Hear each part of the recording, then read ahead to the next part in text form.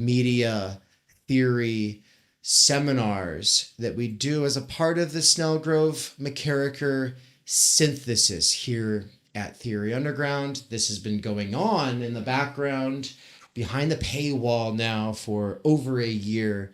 It's the best stuff. It's part of the it's honestly just part of my favorite thing about the month. Every month is that twice per month I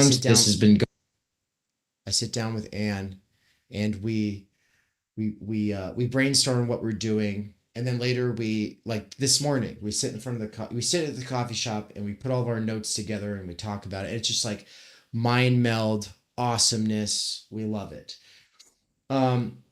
Today's lecture is going to be about the comfort crisis and introduction to Lacan. And I'm calling it the LACOMFORT crisis. And this relates directly to my own research and my own goals with critical media theory, critical doxology and timenergy, as well as a bunch of other things that I'm doing. But that's all just a teaser. All right, we'll get into it. I'm expecting most people to arrive on the live side a little late.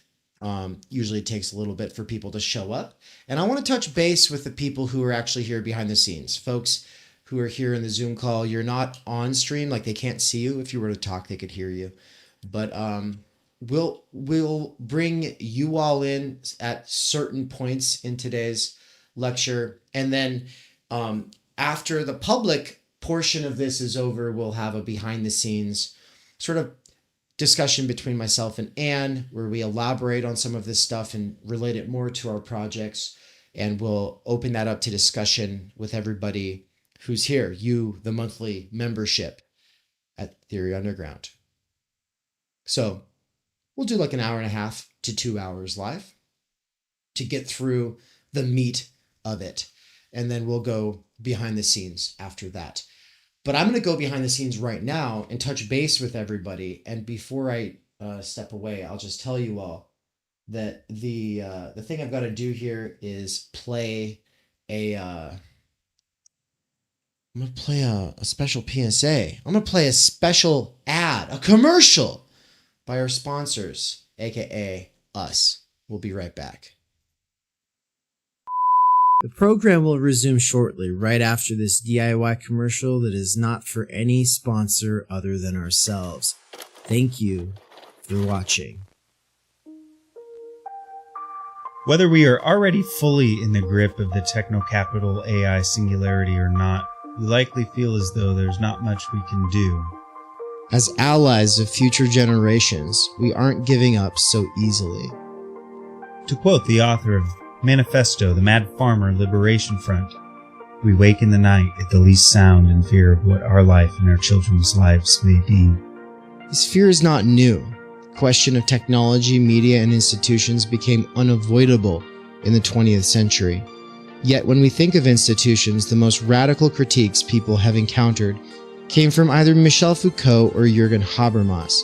These thinkers towered over the theory scene in the 1970s and 80s as radicals took their long march through the institutions. When it comes to theories of social change, the tendency is to put our hopes in leaving the existing institutions, the current order failing, or some overnight revolution to bring us salvation. Otherwise, we lean in and do the best we can with what's afforded by the existing institutions. Reform or revolution, nothing ever changes, so we keep putting our hopes in education. So progressives say, if only more people had access to better education, then that would solve the problems.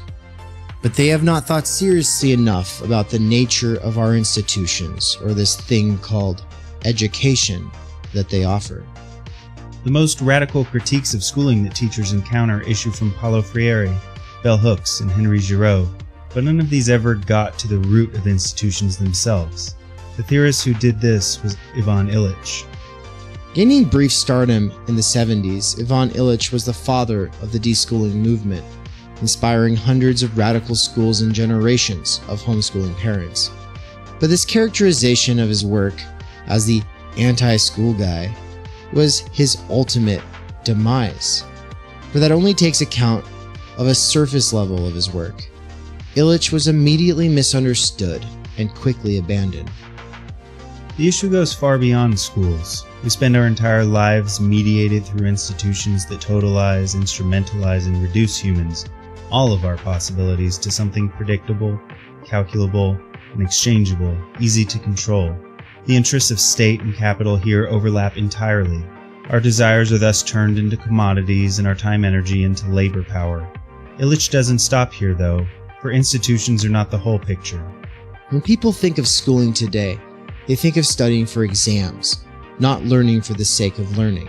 When people think of hospitals, they think of treating illnesses, not human-to-human care and well-being.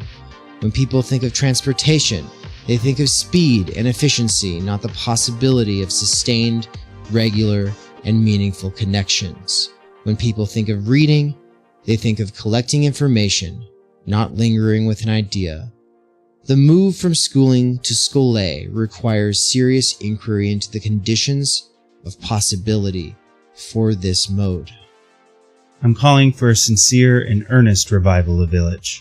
While most introductions to Illich limit their engagement to his earlier works, a series of polemics against schooling and institutionalized consumer society, I want to go deeper and lead us to a more robust understanding of who and what a human is for Illich.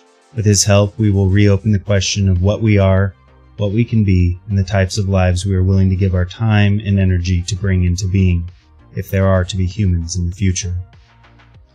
This course begins on June 13th and goes through July 4th, 2024. It meets on Thursdays at 11 a.m. Eastern Time. You can enroll at theoryunderground.com/courses/Illich-1, or just click on the link in the description. For those who just want to spend a month really thinking about schooling and institutions, this is a fantastic way to do so. But for those who are looking to go deeper with a community of truth seekers who are going beyond the current theory scene to form an intellectual milieu, this is a fantastic way to do so, because the Theory Underground 2024 conference at the end of October 23rd through 27th is going to have special panels for presentations related to this course. Any student of this course will have opportunities to present, and those presentations can ultimately culminate in submissions that may be accepted into the anthology we are doing on the critique of schooling and education, to be published either at the end of this year or at the beginning of 2025. Thank you. We hope to see you there. 2, 1, and we're back. Welcome, everybody. And so to the people who are in the Zoom call, the monthly subscribers at Theory Underground, welcome. To those who just dropped in, this is the first one of these that is going to be live. I will mostly not be showing you all on stream, but if you want to keep your faces off of stream, go ahead and just turn your cameras off. And but also I do appreciate people keeping their cameras on when I'm not showing you on stream, because giving a lecture, it really does help me to be able to see you. And so for right now, for instance, Anne, Christian, Federico, Ao, if you turn your cameras on, nobody else can see you on stream, but I'll be able to see you, and I'll be able to see if you're following along, and that kind of thing helps me, because I'm not the kind of person who can just ramble on endlessly without people kind of either making faces or not. So with all of that said, welcome to the people who are on the live side of this, the public side of this. Every one of the people who is behind this paywall in the Zoom call right now is actually somebody who came from the free side, the public side, at one point in time. And so that is something I was thinking about recently. I was thinking about how the best content at Theory Underground being behind the paywall kind of sucks, and I was trying to figure out what to do about that. I do want you all to be able to have access to a lot of this stuff, but the thing is I overwhelm you all anyway. There's too much good content every fucking day. Everybody's like, oh my God, how do you do it? Your machine's over there.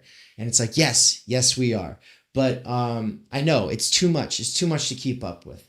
Well, I nonetheless am going to unapologetically start to share even more stuff for free because I want you all to see at least a glimpse into these lectures that we're doing. And so with all of that said, today is about the LACOMFORT crisis. It's going to be Introduction to Lacan meets Michael Easter's The Comfort Crisis. The Comfort Crisis is a popular book. It's what we call here at Theory Underground a doxological artifact, meaning that it is an artifact that you must study to understand the common sense of our time. It's also got really good points a lot of the time, but then it also has it cannot obviously take into account all these kinds of things that we're going to take into account, that we're going to think about. But that doesn't mean that it's wrong. It just means that it's incomplete, like everything else, including ourselves, which we'll be getting into today. And so, yeah, it looks like we've got probably, my God, how many people here? Like 12 people in the Zoom call and 12 people on the live side. We can expect the live side to probably go up in numbers as we go here, but it's not going to go up as fast if you all don't like it. This is kind of like, before we get going, I just want to say, did you click the like button? And the answers are yes or no. I started the poll. It's just a good reminder for people, because if you click that, other people who are weird like you, and you're weird because you watch niche ass theory shit on YouTube, where you're supposed to be just being entertained. You're not supposed to be, learning anything for real. They'll also see it. It'll get recommended to them. So that's the cool thing. That's what we use the internet for, is to connect with other niche weirdos. And so to contextualize this all, look, we've already done a CMT lecture public on Theory Underground. It just wasn't streamed. It was just published after the fact.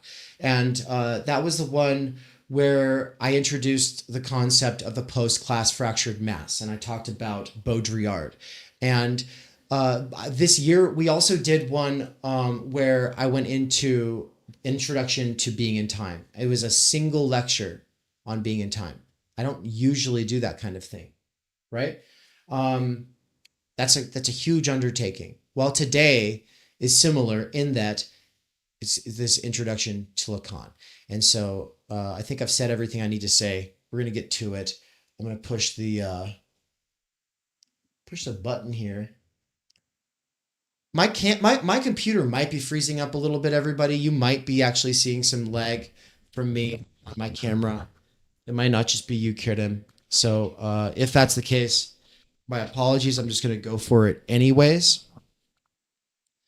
Let's get down to business. Oh, I have to change it for you all so you can actually see the... Okay, I got to change my virtual camera. All right, 3, 2, 1. There you go. Now you can all see what I'm talking about, right? Y'all see that, the whiteboard? Welcome, YouTube Live. Welcome to the lecture room, the classroom here at Theory Underground. So I'm dedicating this stream to my buddy Chris and to my other buddy Anthony.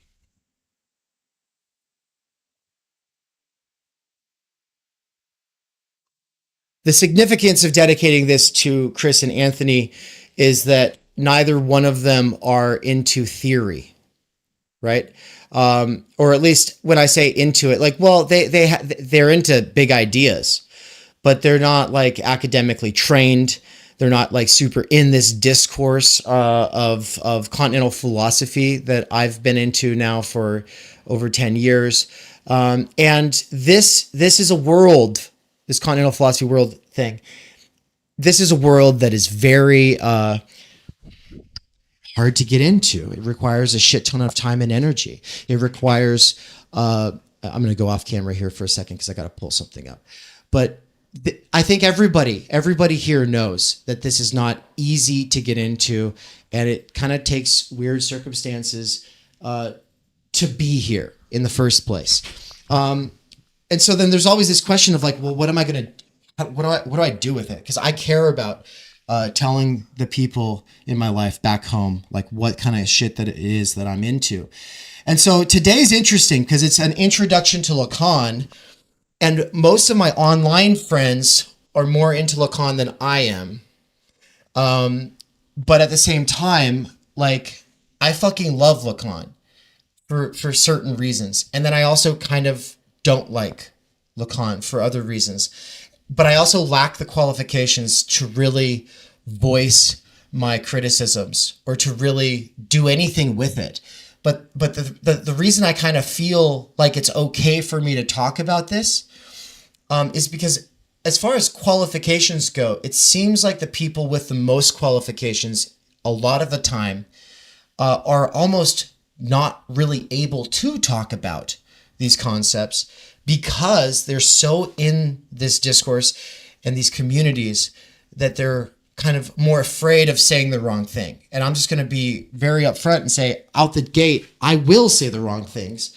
And I'm okay with that because how you guys all correct me is going to really help me wrap my head around some things. And so, you know, there are video essayists very popular in the theory scene online who, when they put out a video essay and they get some theoretical distinction completely wrong or they completely fuck up a concept, they'll often not walk it back or like set it right later. I will. I absolutely will. Let me know. But also, don't just sit there and pick me apart on the nitty gritty. Do try to get the overall point for me. Now that's just, and then, you know, if you're going to correct me or if you're going to go, oh my God, you need to read this seminar. Well, chapter, page, verse, please.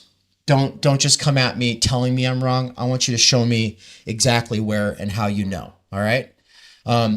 That's what I'll say to the Lacanian friends of mine online. And then shout out to Michael Downs, who's been trying to teach me Lacan now since like 2019, publicly 2020. And shout out to all the people, especially the monthly membership subscribers, as well as Helen Rollins and Todd McGowan, who joined over the last week to do these exegetical live stream marathons where we read Michael Downs's The Dangerous Maybe blog posts, Objet A, The Phallus, which are both giant posts. They're basically books, as well as an important chunk of his part 2 on desire, the one about Squid Game. Okay, so those exegetical marathon streams are really where you want to go if you want to go deeper into Lacan. Some people might decide they never want to go any deeper than this. This should be a starting point, meaning it's not just where you dive in if you want to keep going. It's also where you check in to see what I'm doing with it to decide if you even care in the first place. Let's go. So I have up on the whiteboard here, Objet Petit, fantasy, phallus. This is the symbol for phallus.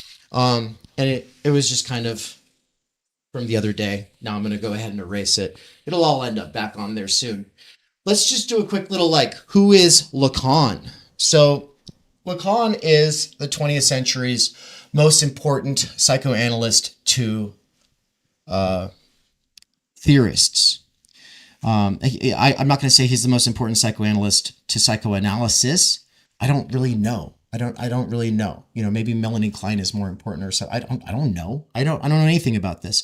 All I know is that if you care about theory and if you've come through Husserl and Heidegger and Hegel and Kant and the German idealists and Marxism and all of this stuff, and you're interested in what the French intelligentsia did, you're interested in what theory became in the late 20th century and how that's impacted us today. If you're interested in Slavoj Žižek, if you're interested in Alain Badiou, if you're interested in Bernard Stiegler, if you're interested in all of these living theorists, including Judith Butler and Alenka Zupancic, you're going to want to know Lacan.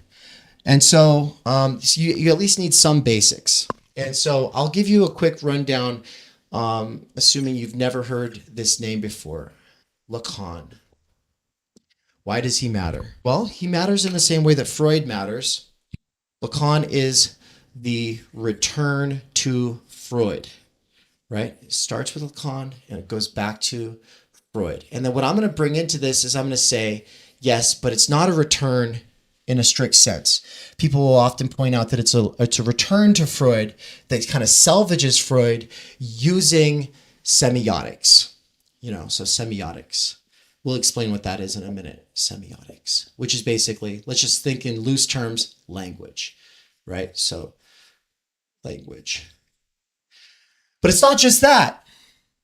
He was a Heideggerian. And so to say was Heideggerian means something very important. It means that when he's not critiquing Heidegger, he's still operating in the aftermath of Heidegger. And so what did Heidegger do, and why does this matter?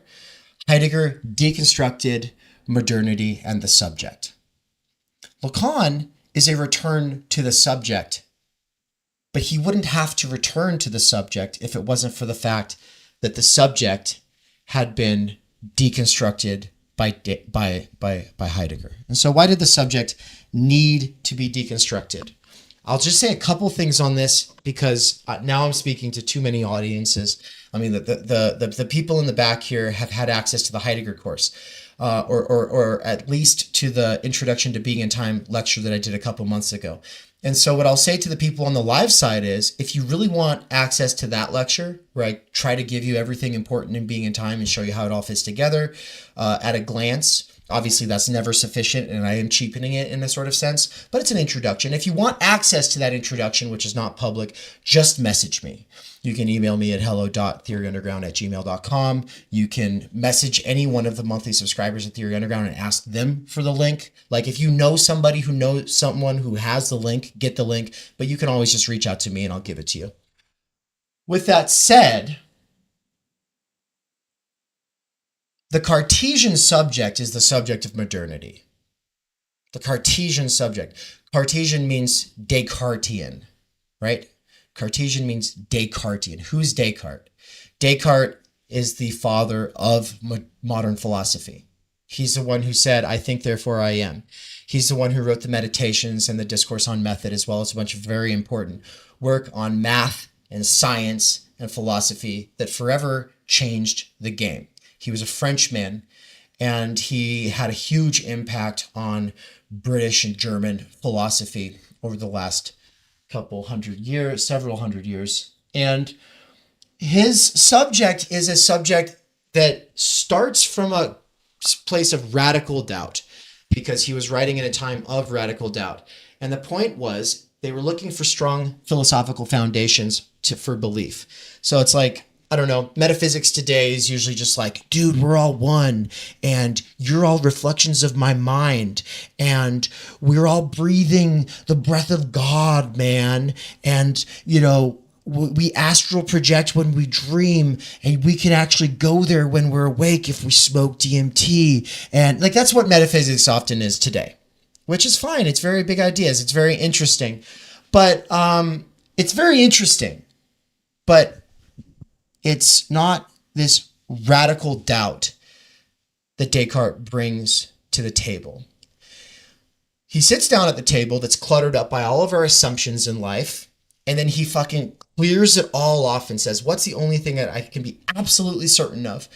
And then he's like, I exist because I think. I know that I think because I'm doubting. So I know that I'm real. In fact, I know that I'm real, and I can be more certain of my reality than the reality of other people.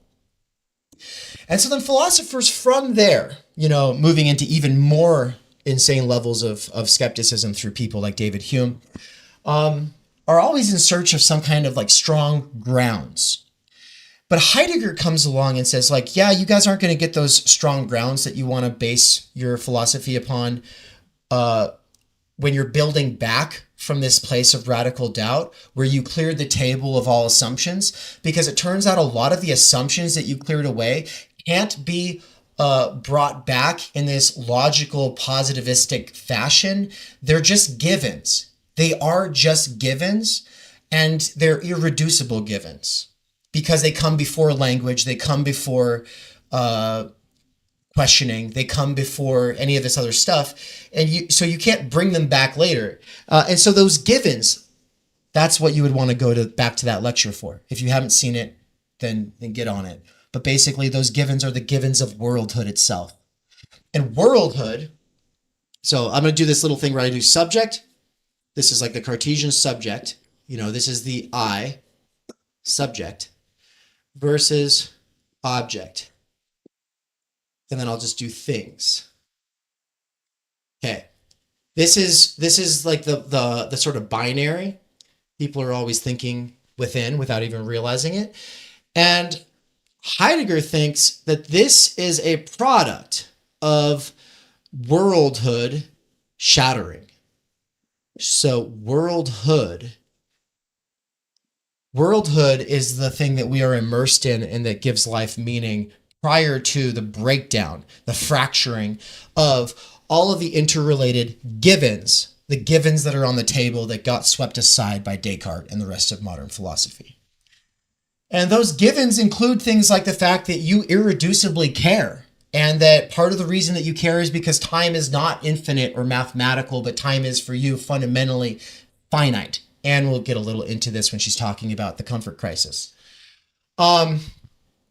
So this whole calling this simplistic conception of the subject that is sort of like a substance and that is the sort of the prop to understanding the world of things as a bunch of objects, which are also substantial, positivistic things, can only see the world in a certain way. And people like Hegel and Husserl and Heidegger are all trying in their own ways to show how negativity and retroactivity and lack and determinate negation and all these big words that I'm not going to go too much into right now are actually there and structuring things, and that things are actually all fundamentally related.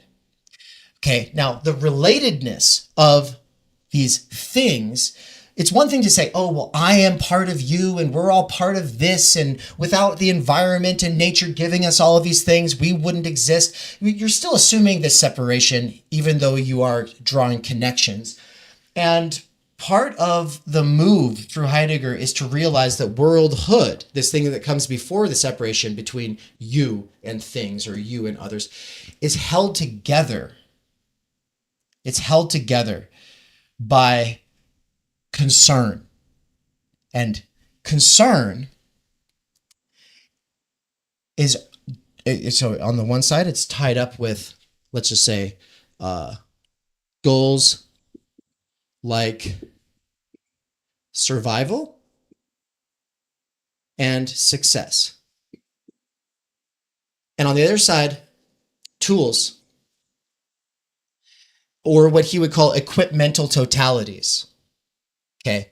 Now, the reason this matters, and the reason that concern is sort of the glue for that, I mean, before concern at the most base level, he'll talk about care, but we don't have to get into that, is that the equipmental totality is a referential totality. It's a web of different things that signify different things. So Anthony, working in his carpenter workshop, or Chris, working in his computer restoration sort of workshop. They both have like shops that they work in.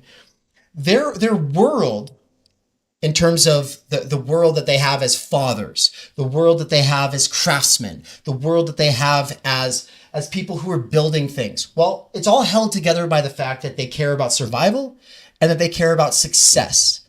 And the hammer in the carpenter / blacksmith workshop that Anthony's built for himself, the hammer is only intelligible. It only makes sense to him in reference to all of the other tools that are ultimately necessary for getting these goals done.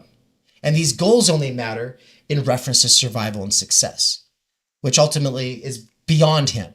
It's not just about him. If it was just about him, he wouldn't want to be alive anymore. He lives for others as well, because that's what life is all about. Like a meaningful life involves others, right? And he's a father. Well, the same thing goes for Chris, right? With his computer restoration salvaging sort of work that he does. He's constantly working with like stacks of computers all around him and just like, moving hard drives and wires. And I just like, I have this vision of him. There's a story actually on Theory Underground. If you go through the stories that I've put up, like the shorts, you'll see a short where Chris is listening to Theory Underground, or maybe it was one of the audiobooks in the background while he's working in this shop. So you can all go get the visual I have in mind of him working in this shop. Well, all of the tools in there only make sense in reference to the referential totality, right? Like they're embedded, right? They're all embedded in this referential totality that is all serving Amazon, selling on Amazon, selling on eBay, right? But why are you selling on Amazon? Why are you selling on eBay? It's because you need money. And why do you need money? It's because you need to survive and succeed if you are to be able to provide for your loved ones. And of course, this opens up a can of worms and we can get into capital later. And of course, that's what it's all about here. Theory Underground is Heidegger versus Marx, and then going beyond them in various ways. I mean, that's not what it's all about, but that's a big part of my project. All of this is to say, my segue back into Lacan from all of this is just to really point here and say, your world of concern and the tools and the goals and the survival and the success, all of that comes down to ecstasis. I think it's like spelled like that, ecstasis. Heidegger will call it ecstasy, ecstasis. It means the being outside of oneself. It means that you are inseparable from the language and tools and goals and others in your life. That's ecstasis. So for Descartes or the Cartesian philosophy, right? It's just you. It's just you and then your project. And of course, capitalism sees a bunch of individuals competing, but ultimately, it makes things cheaper. And so it's good for everybody. That's the sort of Adam Smith theory of capitalism. But it's kind of premised on this idea of us all being radically individual, like atomic entities that are all easily separable from one another and then rendered exchangeable. And the Heideggerian point here is that we are outside of ourselves always already. We're always already outside of ourselves, in our goals, in our relationships to others, with our tools, with our words. Words are tools. This is all part of the referential totality of equipment. Ecstasis. Lacan comes along and will call this concept ecstasy. There'll be a lot of big new words throughout this. But ecstasy is just to say we get outside of the singular I through realizing that we're caught up in webs of signification. Webs of signification. Bring us back to what I had up here. Remember I said Lacan was Heideggerian, and I also had semiotics and language as part of the return to Freud. Okay, well, semiotics is where we get into webs of significance. And significance is meaning. Unless a philosopher makes a technical distinction between significance and meaning and says that one comes before the other, one is a modification of the other, then we can basically just use these two words synonymously. In the space of this conversation, we're going to use these words interchangeably. We can expand on how they're not the same later. It doesn't matter. But webs of significance and meaning. Well, for Heidegger, that means that when the car is turning left and the driver hits the turn signal and that light on the back of the car starts flashing, what that signals to other people is that you're going left, right? Well, that wouldn't make sense, right? Significance, meaning, and sense are all synonymous here. That traffic light or signal wouldn't make sense outside of the web of traffic lights, but also road laws and whatever norms. There's norms about driving. And most of people's arguments about how you should drive come down to confusion over what the norms of driving really should be. Like, for instance, you should go faster. No, you should go slower. Oh my God, that person drives like a maniac. Oh my God, that person drives like an old person, whatever.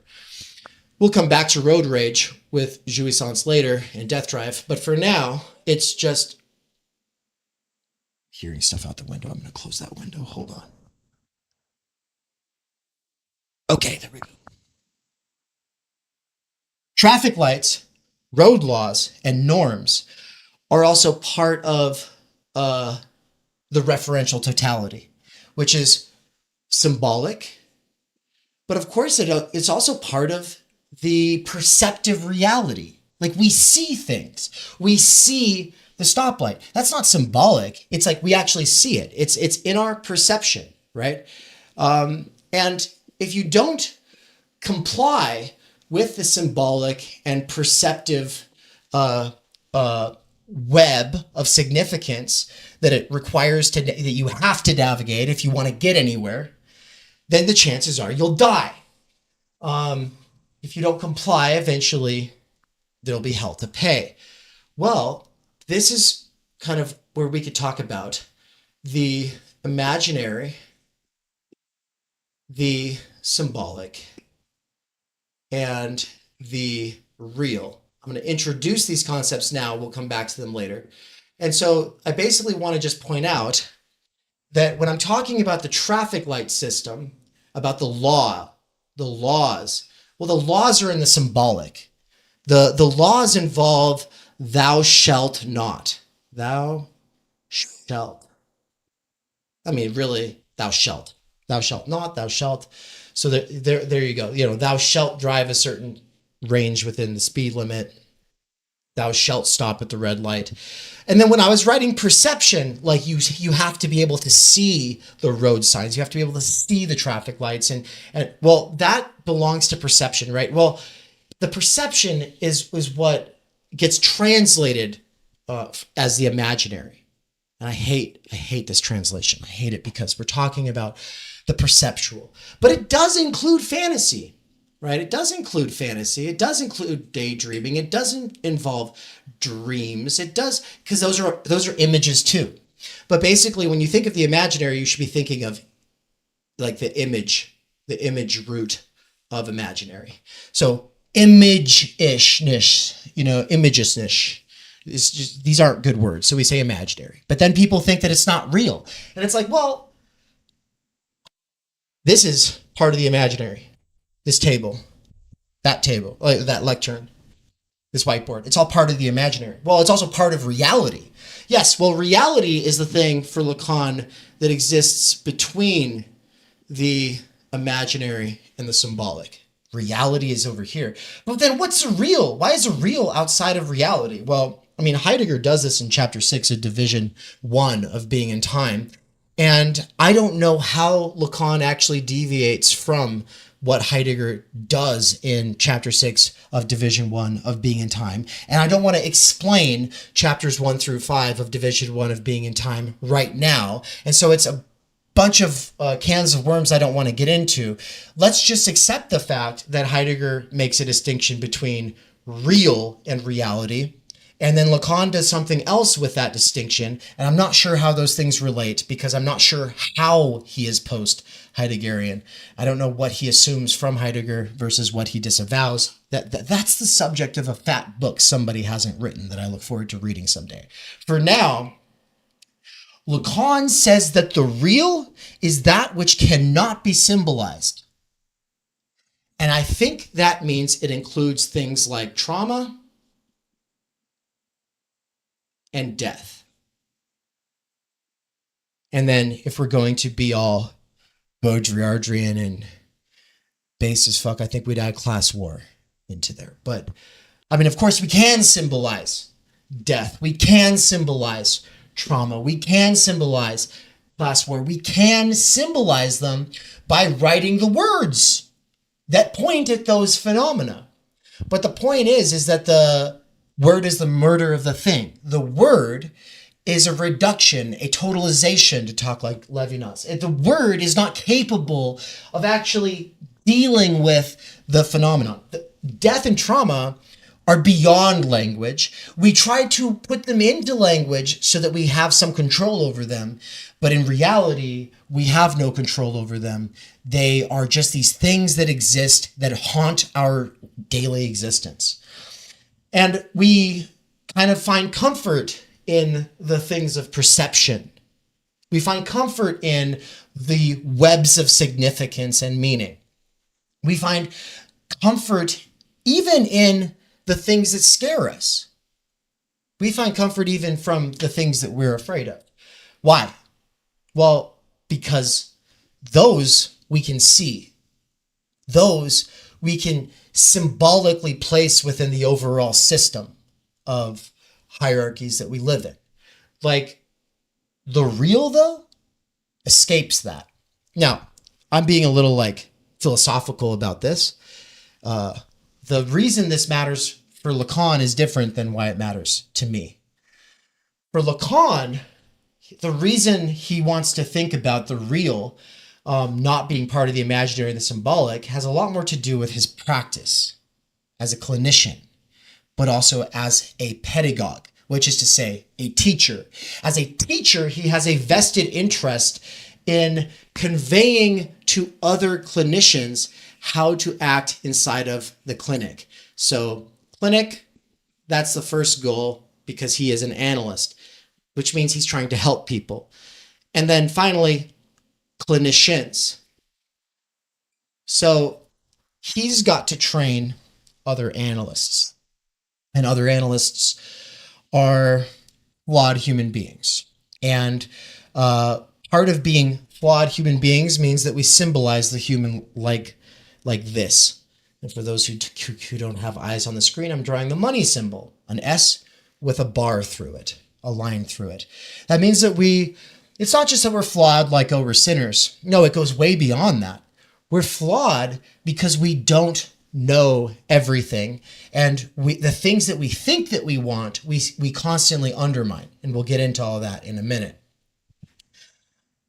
So it's like, okay, you want to help people. So they lay on your couch. They tell you about their problems.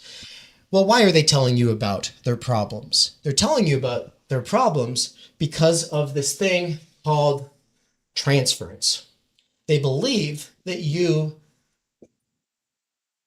have the solution. Is that an A or an E in transference? There. I don't remember. Transference? Transference. I don't know. But transference is the phenomenon where you are psychologically or psychically putting this other person in the position of the solution haver, the haver of solutions, the person who's going to fix your problems. They have the secret knowledge that you lack.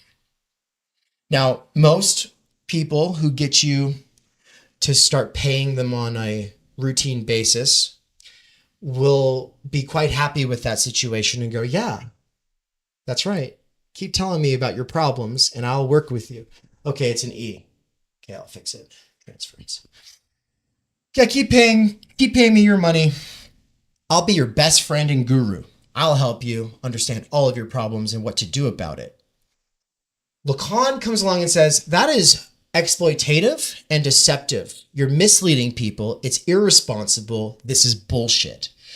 Everyone looked to Lacan like he was the master. Everyone looked to Lacan like he knew what was up, including the clinicians who were coming to learn from him how to be psychoanalysts, right? You had these trainees coming to him, seeking credentials so that they could then go help other people. And those people themselves were caught in this weird loop where consciously they don't think of him as daddy, but unconsciously they're treating him like the daddy who's got all the enjoyment and all the power and all the ability to fix their problems and answer the secrets of the universe.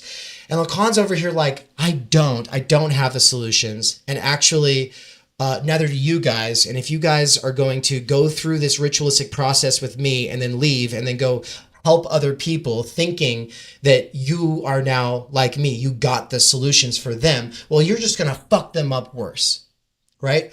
So Lacan's whole practice is about trying to break down this transference and reconcile you to the hopelessness of existence, the hopelessness of existence. Now, of course, that's not like this purely nihilistic standpoint, not at all.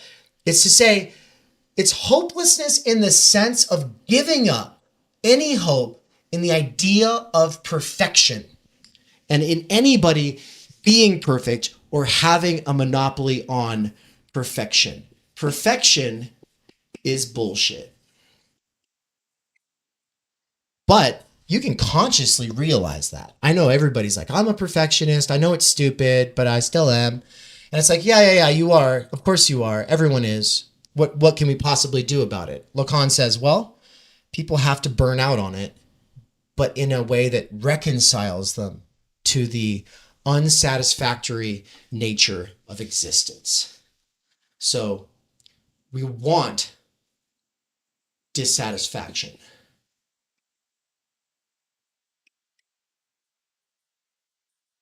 We want dissatisfaction, but in a way that reconciles us. This is maturity. This is psychological maturity. Now, of course, it might not be the whole picture. And me telling you that doesn't do anything. It doesn't mean that you'll have the solution. It doesn't mean that you'll be happy. Or it doesn't mean that you can reconcile yourself to imperfection. Telling yourself that or having a great shroom trip where you realize you've been beating yourself up or something isn't going to fix it. You'll end up back in your old habits because you are this barred subject, because you have this thing called extimacy. And extimacy is to say what we are split between when we draw this line through the subject. This line is what we're getting. This line, what splits us? We are split between, I'll just right here, draw this line, really emphasize it. And on the one side, put conscious versus unconscious, ego, conscious ego versus unconscious drive. And this is where it all comes together. This is everything else I've been saying is set up. And if it's too much to keep track of, it doesn't matter. You don't have to remember any of it. You can come back to it later if it matters. What matters is the split between conscious ego and unconscious drive. And this was fundamental for Freud. And this is why you have to go back to Freud. But instead of going back to Freud and arguing, we want the Cartesian subject, this positivist sort of substantial, solitary I, this ego. It's a split ego. Freud is the inventor of the split ego. Freud is the inventor of this split between conscious ego and unconscious drive. But the problem is that the way that was inherited was this very simplistic formula of id versus ego versus superego. And the way that was inherited is the way I was taught it in Psychology 101, my first year in college. My first year in college, I was taught that Freud says that the ego is this thing that emerges as the animal instincts are repressed down below the surface. And we instead try to obey social authority and law, which gets called the superego, your conscience, right?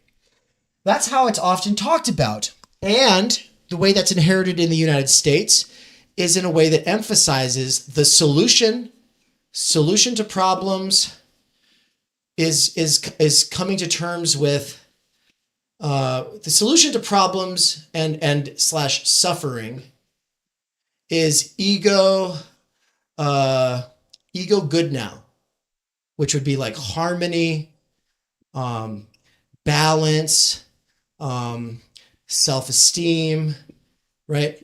These goals are ones you're all very familiar with because they are the goals of therapism. The goals of therapism are harmony, balance, self-esteem, and harm reduction. Harmony, balance, self-esteem. Wholeness is another way we talk about it. Now, of course, when I talk about metaphysics today being this like, oh, we're all one, and it's an attempt at wholeness. And part of what Lacan's getting at is that wholeness is impossible because splitness is constitutive of our ego in the first place. Now, Freud was aware of that, but the way he was interpreted was through ego psychology. And one of the biggest things that I love. Sorry, what was that? I think my Bluetooth just said something. Anyway, I hope it's not like running out. Ego psychology is what Lacan is against. I was saying this is one of the things that I love about him. Against. So I'll do the against symbol. Is the against symbol like this? Or is it like, because I used to just do it like this. No, it's the same thing. Here. Is it like this? Is that the negation symbol? I think so. Anyway, ego psychology, being against ego psychology. Well, that means being against harmony, balance, self-esteem, and wholeness. How could you possibly have a problem with those things? And here's the thing. Not coming to terms with suffering creates misery. Not coming to terms with imperfection creates misery. Not coming to terms with the fact that we are incomplete and that constitutes who we actually are, what we actually are, creates misery. And we want to combat misery. We want to combat misery by coming to terms with ordinary suffering. And if you have been living your life in a cycle that constantly repeats, where you're like, oh, I'm getting it, I'm doing better, and then, fuck, I fucked it all up again, then you're in the grip of death drive. And you can't get outside of the grip of death drive for Lacan. You can't get outside of the grip of it because actually it's constitutive as well. Going back to the split of subjectivity, death drive is constitutive. Our ego experience, our experience of the symbolic and the imaginary, these things are part of who we are, what we are. Someone's trying to get into the Zoom call. Please let them in. So, the reason this all matters for the comfort crisis topic is that if we seek, which is to say, desire, I'm going to actually go ahead and, can you all see right here? Like if I draw this box, can you see this box? Or is this cut off right here? Someone let me know. Kind of cut off, and then the microphone's like right in the middle of that. I can't hear anything. I think my phone, my earbuds might have died. Uh-oh.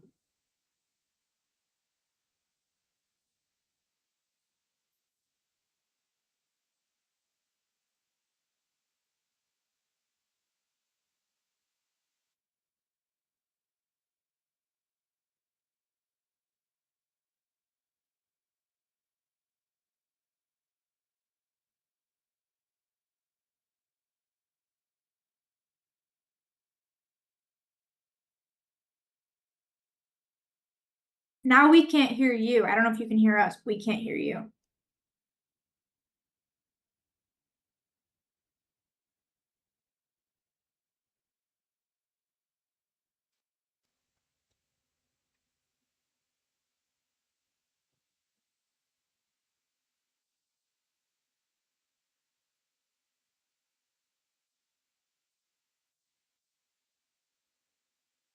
Hello? Okay, I think I'm back.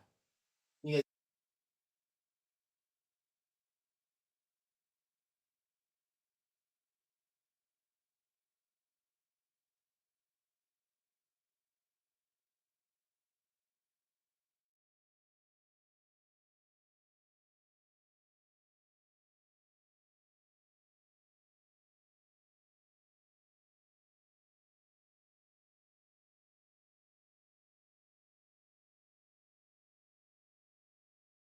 hear me?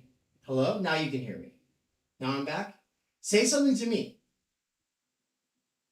Something to me. No, I still can't hear you. Hold on. Oh, man. All right. Sorry, YouTube people. These things.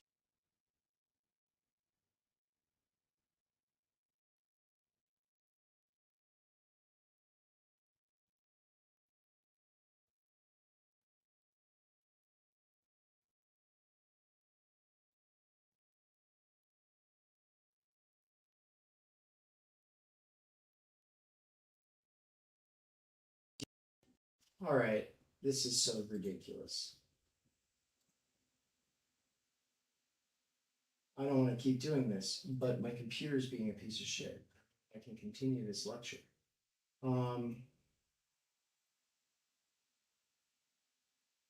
Everything, I think, is just overheating. The room is too hot. I'm like in here.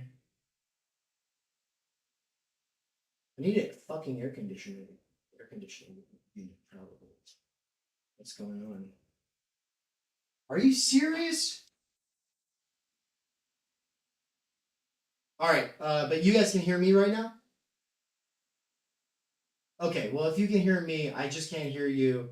I'll figure that out in a little bit. I'm gonna give up for now. There's something with the Bluetooth on my computer that went crazy that caused the issue. So we'll just continue on me without Bluetooth.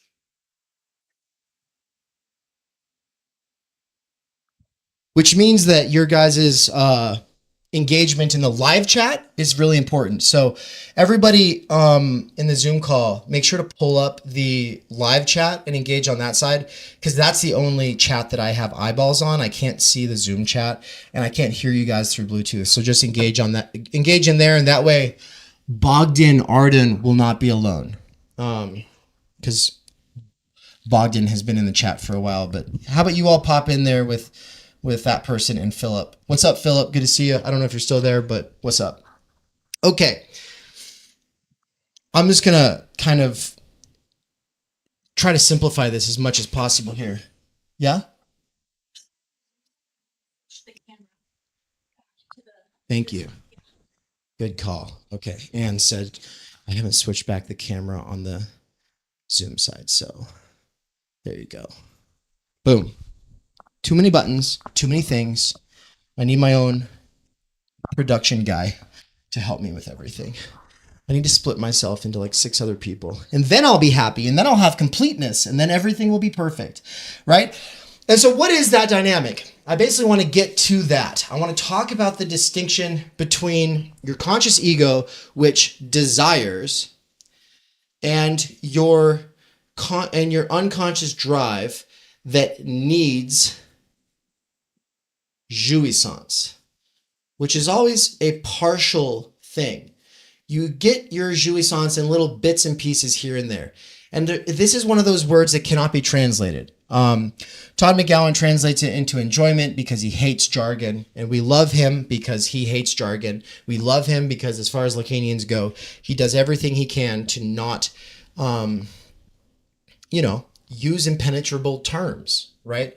But Mikey and I, we really do like the untranslatableness of jouissance. Catherine Liu at Pomona University, she tried to argue that actually jouissance is a commonly used French term for enjoyment, and for pleasure, and so it doesn't make any sense to leave it untranslated. That's just another example of people being elitist. But the thing is, everybody used that word. Everybody in France used that word, but Lacan used it in a very specific way. So what is the specific way that word is used? Well, it's the opposite of pleasure. If sitting is the opposite of standing, as the amazing song goes, then we have to think of jouissance as the opposite of pleasure. Pleasure is what we think we want. So we want pleasure, which is to say we desire pleasure. But we need jouissance. So I can get into the whole story that Lacan weaves about why this is true. But I don't want anybody to feel like that matters. Right? It doesn't really matter. It's a story for making sense of it. It's not literal. It's a metaphor. It's a metaphor that's like derived algebraically, deductively, right? It's called the Oedipal dynamic. And the most simplistic form of the story goes, baby gets born. Okay, you got a baby here. Baby gets born. Baby has to enter society. Baby cannot enter society without law and language. Remember what we were talking about, the referential totality of equipment? Extimacy. Well, I'll draw this line all the way around here to go. Yes. So you have to enter the baby, the little pre-born animal, right? You're not properly an animal because you can't take care of yourself like animals can. Like humans need other humans like for an abnormally long amount of time to take care of them. Which means that you get nurtured into the symbolic order, into law, into language. And on your way into it, you begin to think you are this word. I am Dave. She is Anne. He is Nance or Terrence or Karim or Cesar. I'm not going to say everybody's names, but you begin to associate with this I. This I. Well, basically, I'm going to start using this microphone now. Get off the whiteboard for a little bit. Jouissance is the opposite of pleasure. Now, in the strict French sense, and this could be a disservice if you don't do theory but you just speak French, there's no distinction there. But Lacan's whole life work is drawing this distinction between pleasure on the side of homeostasis, of equilibrium, of balance, of wholeness, of serenity on the one side, and on the other side, intensity, drama, pleasureful stress. You get a burst of adrenaline from it, and it gives your life some kind of excitement. Now, this tension between jouissance on the one side and pleasure on the other side is productive of our entire daily life, weekly life, and monthly life. And I scale it out like that because it is literally daily, weekly, and monthly. You might say, oh, well, like every day is kind of the same. Or you might realize that you go through phases, or you might realize that there's certain cycles that repeat. Like once a month, I just have to eat pizza until I feel like I'm going to puke. Once a month, I have to have like Chinese food, but specifically orange chicken, right? Like once a month, I need to go excessive into the grease and carbs and sugar. Or you might be somebody who needs that on a weekly basis, or maybe every other day, right? There's this, I can't get away from the whiteboard. I'm going to draw this connection here between, on the one side, those activities that are pleasureful. And so we'll, put like bubble bath,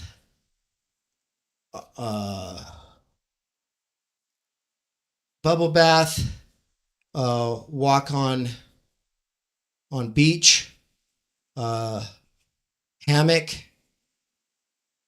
okay, versus jouissance, which is includes things like road rage and gambling and overeating and fighting with your partner, or your boss, or your coworker, etc. Right? So basically, these activities are stressful, intensive. But insofar as you find yourself repeating them over and over and over and over and over and over again, you have to start to ask yourself the same way Freud does in Beyond the Pleasure Principle, do you really want to overcome these? Burnout Analytics says this binary between desire/jouissance will get totally reworked in Lacan's later work. Desire ends up taking the pathways of phallic jouissance, jouissance of sense, jouissance auteur. I said at the beginning of this video that if you're going to correct me, you have to show me a chapter, a page, and a verse. So I hope that you will engage in a real dialogue here. But for now, I said I'm speaking loosely. I'm not going to sit here and break down the three phases of Lacan's work. I said that I'm not doing this for Lacanians. So if you want to help me speak to people who are not Lacanians, please join. But don't do this Lacanian thing to me. Okay. So the two are not so simplistic, blah, blah, blah. There's all kinds of ways of complicating it. I'm going with a simplistic heuristic. So this is the main thing that I want to get through. Now, drive is the thing that needs. I'm going to put needs in quotes here. Needs jouissance. But the ego, wants or desires pleasure. Okay. These things are dialectical, meaning that they each need the other. Now, the main thing I want to draw out here is the circuit, and say the circuit of drive. And we can get into it and talk about how drive is actually made up of partial drives, and that you have every one of the entrances to your body has its own partial drive. You've got you can listen to things. There's a special kind of drive to that. There's shitting, there's bowel movements. There's a special kind of drive to that. And talking, there's a special kind of drive to that. Seeing things, there's a special kind of drive to that. Drive manifests in all of these, but underlying all of them for Lacan is drive, like real drive, underlies all of these. In your week, in your month, throughout your year, there are certain stops along the circuit of drive. And those stops along the circuit might include things, like I said, pizza and porn and rock concerts,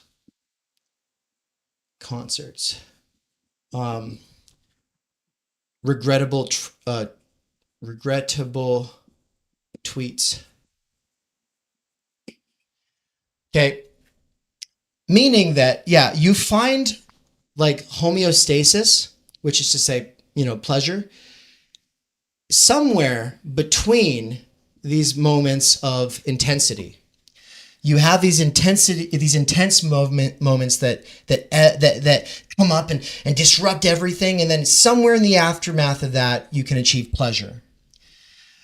And then you might just be like busy and bored or like whatever, preoccupied and doing your life thing. But then you're like, I want this pleasureful thing. I want this pleasureful thing. And then you work towards it and you finally get it. Like, let's just say you want to go on a vacation. You finally get to that vacation that you want. But your drive hasn't had its jouissance in a while. And so you get in a fight with your partner, or you get into a state of road rage, or like when I tried to go like meditate at a Buddhist retreat, at some point I was just like, I just need to get out of here, man. I just like left because I was just like, fuck this shit. I just don't care. And I was like, I'm going to go do other stuff. And I went and I overate a bunch of food, because I was supposed to be on this like strict diet and being a Buddhist novice, in Thailand. And then I was just like, fuck that shit, man. And it was funny because like the actual monk was that way. Like the main monk that I was talking to, like he showed me his storehouse of like forbidden sweets. You know what I mean? Like the dude was just a consumer in a orange dress, right? And of course, like going into the monastery or the retreat or whatever, I remember thinking like, oh, this guy's going to be so wise. And then of course, he's just like, he is wise because he's like, I'm just a consumer like you. It doesn't matter, right? And Buddhism and Christianity are both going to be relevant here because in a sort of sense, I see Lacan, and the reason people are so interested in Lacan as relevant so the reason he's relevant for so many people is because he makes it possible to have special things that you only get access to through Buddhism or Christianity, but in a purely materialist, non-religious register. And so coming to terms with the basic suffering of life, reconciling yourself to imperfection, and realizing that the ego is dependent on the outside, that the ego is actually kind of this imaginary thing. That's all very important to Buddhism, obviously, but also coming to terms with the fact that we're all impure, that we're all imperfect, is the ground, the materialist ground of grace. The possibility of forgiveness and just realizing, look, man, we're all fucked up. We all fuck up. It's okay. right now, which obviously can go too far. Both Buddhism and Christianity lend themselves quite easily to like the worst forms of ideology.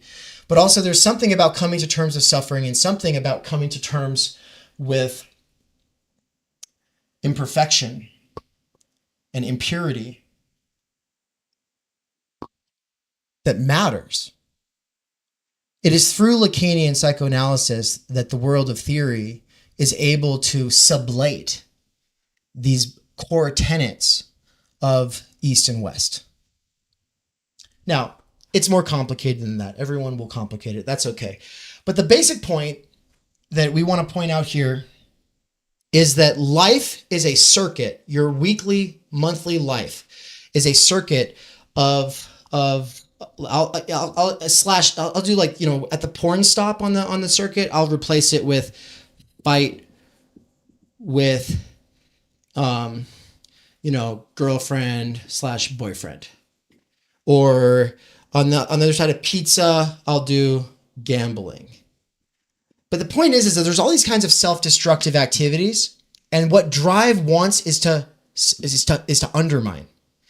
Now, the whole thing I was saying about the Oedipus complex and how it's just a story and we don't have to get too into it, I did open that can of worms and I just want to put it away really quick. And so I'll just do that by saying the baby is born into the world, has to get integrated into a world of laws and symbols and language. And in doing so, gives up unmediated jouissance, which means like this ability to just suck at the breast, getting pleasure until the point when you've gone past the boundaries where you should have and you start throwing up.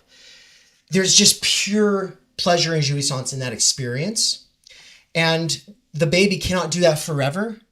And so the baby eventually kind of gets severed from the breast, severed from the mother, severed from the endless unmediated jouissance of the primary caregiver. And in this traditional story, this metaphor, it's the father figure that's like, okay, get off the mama's tit. Me and mama, we're going to go do things. We're going to go do stuff. And of course, this gets reified by the mom saying, hey kid, I'm sorry, I've got to go. I'm sorry, I've got to go hang out with dad. I'm sorry, I've got to go to work. I'm sorry, I've got to.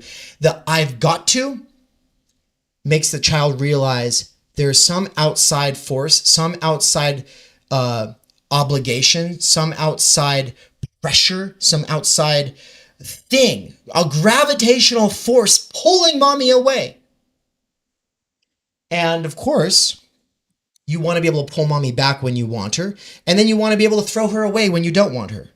This is the Fort Dog game for Freud. It's like realizing the baby needs to reclaim control over its ego. Once it realizes I'm not an actual part of mom and mom actually leaves me and mom actually has some force field or gravitational force pulling her away from me, the baby comes up with this idea, which we symbolize like this, that there is an it factor out there that pulls mom away. And of course, if the baby's got like a dad, then the baby's going to be like, what's this guy got going for him that makes mama pull away from me and go towards him? And as you get older, you go, what's up with the job thing? Why does mom obey the boss and always talk about this job? Or like, why does mom talk about the law and cops? Why does mom say don't cross the road? Why does mom, once again, this is overly simplistic, mommy, daddy, baby, obviously it's overly simplistic. It's a metaphor, don't take it too literally. But this symbol is the symbol of what gets called the phallus. And we did a whole exegetical marathon stream about the phallus. All you need to know is that it's a metaphor for power. For power. And it's a power to pull the mom in or push her away at will. A power, we could just put in here, will, baby. You want to have, you have this fantasy of will to power. The ability to get what you want. And then as you go through puberty and you're going through like realizing like, oh, you know what? You know, I gotta get out. I gotta get away from mom. I gotta get away from mom. And also like, I just can't ever get the respect from dad that I need. And you're starting to realize I gotta be my own person. You go and you kind of like repeat these games of trying to achieve the ability to attract and propel the love that you desire at will, right? But of course, there's what you want and there's what jouissance needs. Well, the way that drive manifests and is not the same as instinct is to say that we're the creatures born without instinct. Of course, we have like this basic instinct. You know, your body operates in the background and you don't have to pay attention to the fact that you're digesting and shitting. You don't have to pay attention to blinking. There's all kinds of things that are kind of instinctual at that level, but there's a split. There's a rough split to where we have like this excess thing that we call drive that is not natural in some sort of instinctual sense. And it's a product, according to Lacan at least, of this being the creature that needs nurture for like years and years on end, becomes super dependent on mommy, and then has to get sort of baptized into the symbolic order, has to take on the no of the father, which is to say, take on the ability to say, I'm not going to do that. I want to do that, but I'm not going to do that. Taking on the ability to say, I'm not going to do the thing that I want to do is necessary as a rite of passage into society. Of course, the psychotic never really develops that. At a certain level, the psychotic is like able to just kill someone and not feel like, they're just like, this is interesting. It's weird. Am I supposed to feel something right now? Watch me poke its eyes out. It screams, I don't care. And it's like, yeah, because if things succeed, you're able to take on the no. And the no of the father, it's a metaphor, but it's the no of the big other. It's the no of the symbolic order. It's the no of society. And then what I need to draw here is how the no on the one side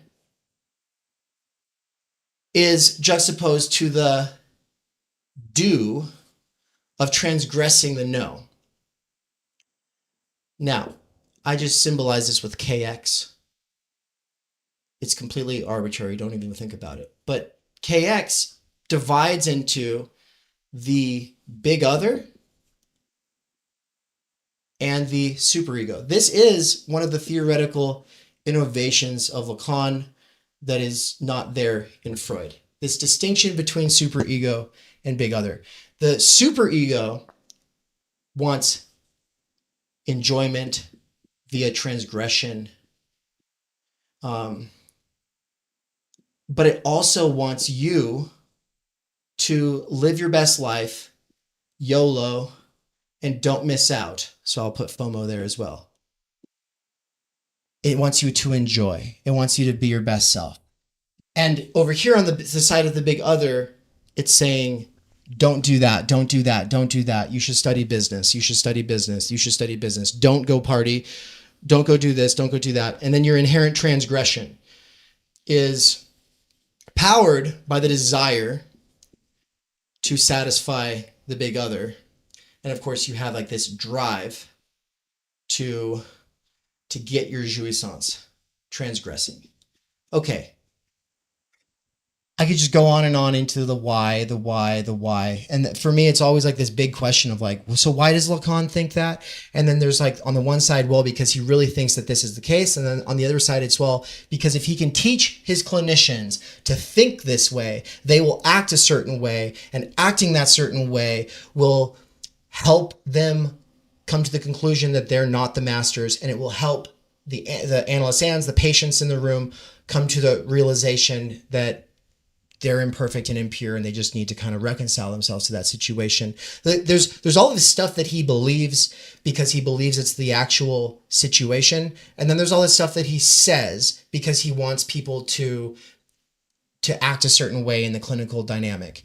And then there's a big confusion between what is pure clinical procedure or efficacy, and on the other side, like what is Lacan's ontological belief, his belief about the base nature of things.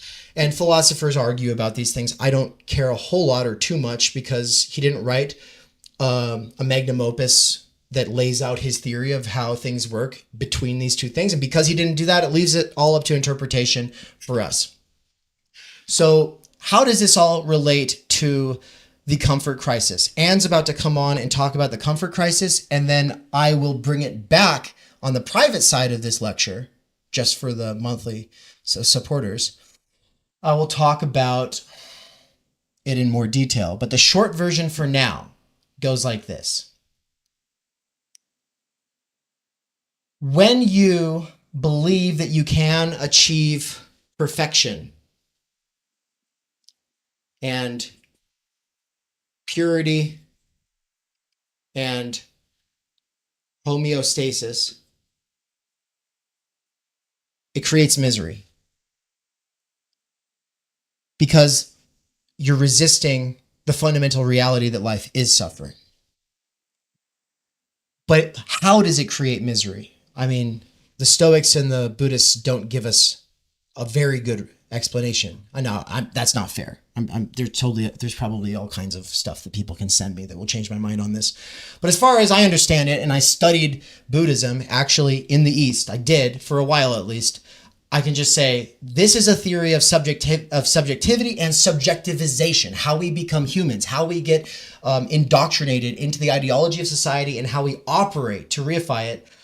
This is a theory that says the reason that you do not, that the pursuit of perfection and purity and homeostasis and pleasure, your constant desiring for those things creates misery is because you are a split subject. And you're split between your conscious ego and your unconscious that has a drive. And that drive that needs its jouissance, that needs its enjoyment, that needs its transgression, that needs its overeating pizza and porn or fighting with your partner or rock concerts or regrettable tweets or all kinds of intensities, that side of you is never going to go away.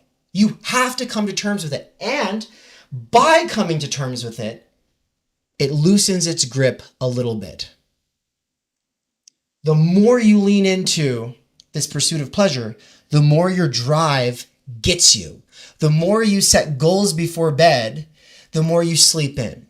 The more you say, no, I'll get up at 6 a.m., the more you push the snooze button. The more you say, I'm going to do a diet, the more you will overeat. So this sounds defeatist. It sounds like I'm saying agency doesn't matter. It sounds like I'm saying goals don't matter. That's not true at all.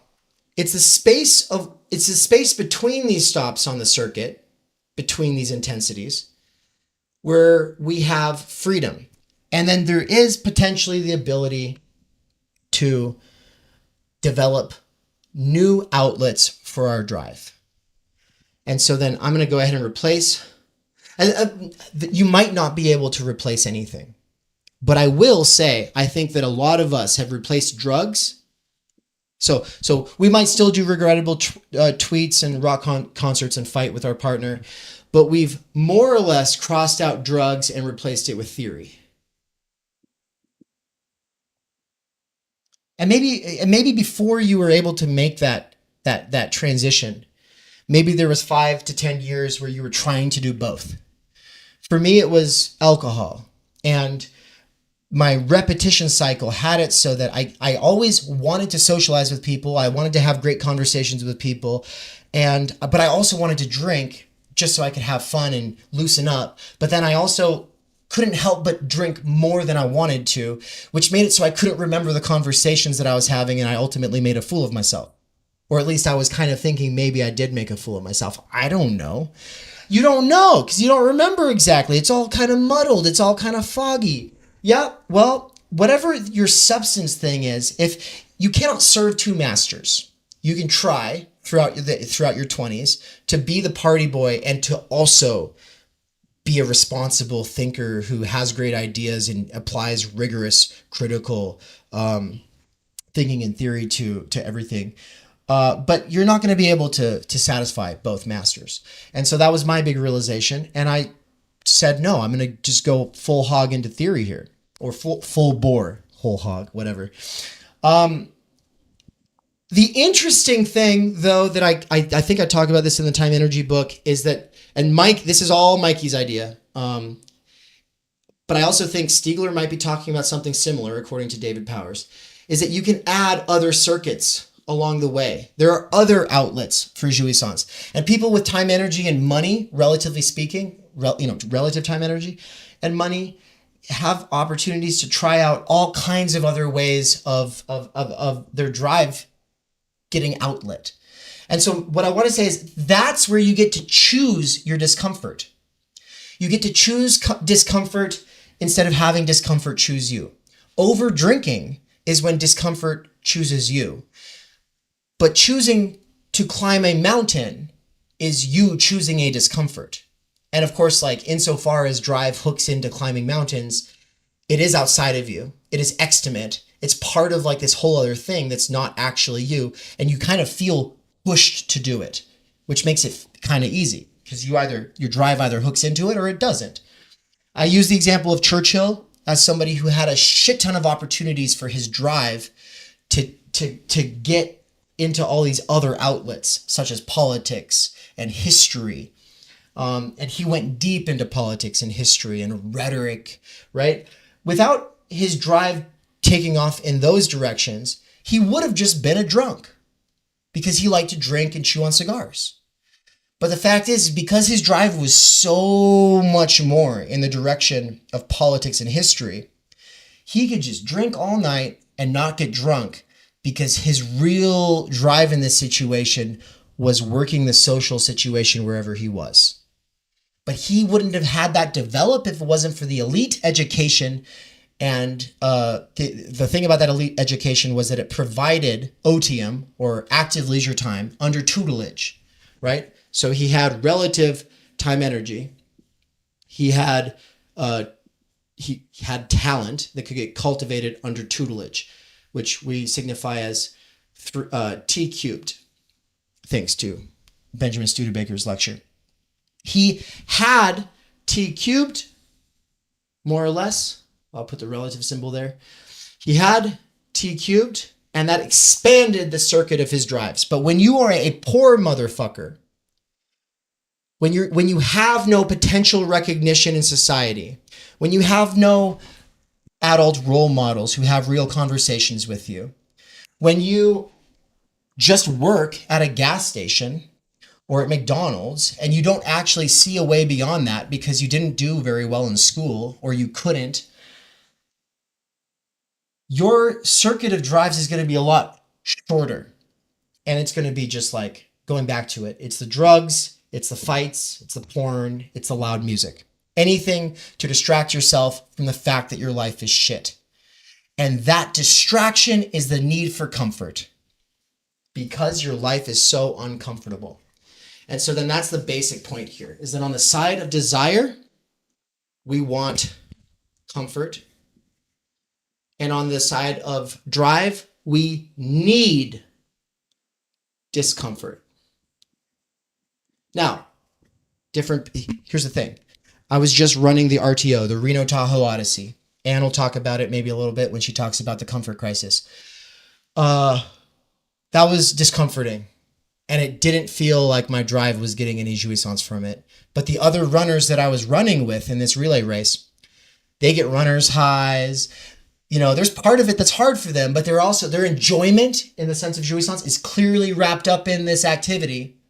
Yeah, well, my drive did not hook into this activity. I expected last second, I planned the whole last 8 months of my training up to this relay race, 178 miles. I had to run 3 legs, basically just 12 miles added all up.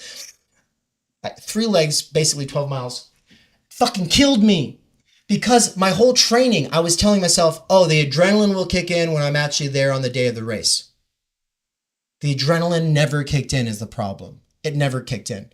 And so I was just running and I was just like, I'm fucking dead, man. And I kept waiting for some kind of a runner's high or some kind of something to kick in. It never kicked in.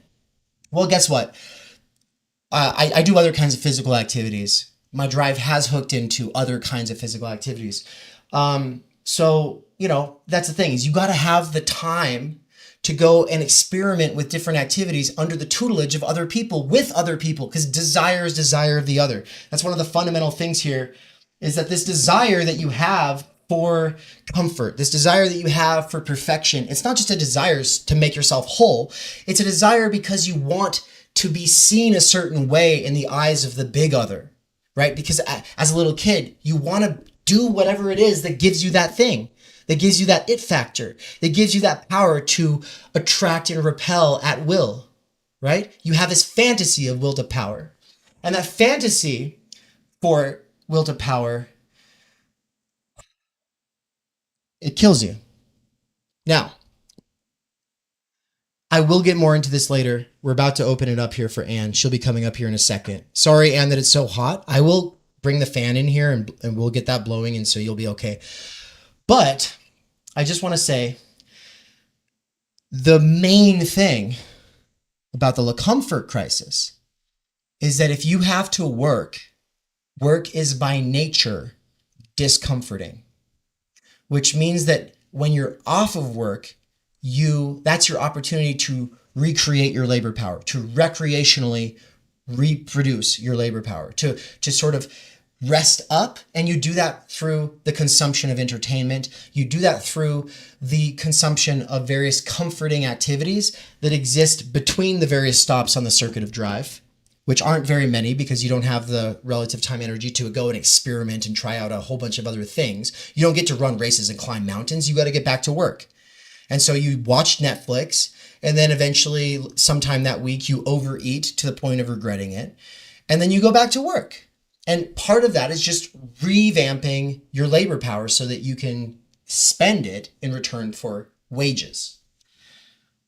So when all of our discomfort is chosen so that we can work, and all of our comfort is when we're outside of work, that means that we don't have the time energy to choose our challenges, to choose our hardships, to choose our discomforts, or to have our drive choose them for us. And when we don't have when we don't have discomfort that we choose, what happens? That's what Anne's coming up here to talk about. Thank you. Everyone's clapping, so I'll push the button. I don't know if you guys can hear it, but.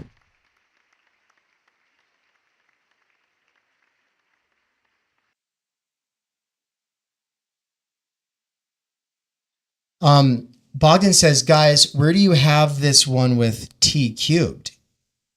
So that conversation with Benjamin Studebaker, it's actually a lecture that he gave 3 weeks ago to the monthly subscribers. And if you just leave that down there, I'll go use it. So, because I do want to use your laptop so I can. But anyway, in answer to your question, the T cubed one, I definitely want you all to check that out. If you're curious about it, just message me at hello.theoryunderground.com. Oh, you need that laptop. Oh, Anne needs the laptop. No worries. Okay, I'll hand this off to you then.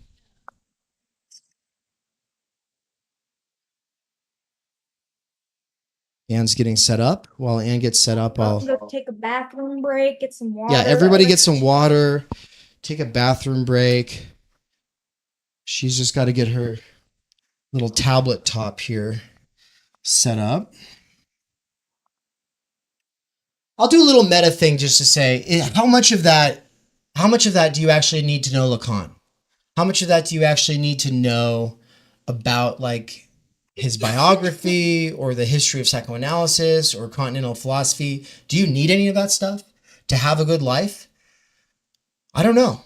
I don't know that you need that stuff to register the idea, though, that the things that you want are always being undermined by the jouissance that you need. But also that your jouissance can need different kinds of outlets if you just have the relative time, energy, talent, and tutelage to be able to find other outlets. And if you don't, then your circuit is going to be a downward spiral that will fucking kill you real fast. And the problem with a class society, the problem with a society where some people get to go ride expensive bicycles and climb mountains with expensive gear that they got from REI, is that most of us can't do that because something like 5 billion humans on this planet have to be full-time waged workers. Okay, thank you. Yeah, I think you can use this microphone, and then this one is also here if you need that one. And you can erase anything you want. Thank you. Okay. Yeah, it's a sauna up here, and it's uncomfortable, but I can deal with it. That's the whole point of the book, The Comfort Crisis, more or less. Okay, Wait for Dave. Get that all set up. Okay, hello everyone. This is fun getting to do this for like obviously our CMT group on the Zoom side and then a live audience. I guess something I want to say to the live audience who's potentially seeing a CMT lecture for the first time. It's the same thing with CDT, critical doxology and timenergy. Sorry, Ryan?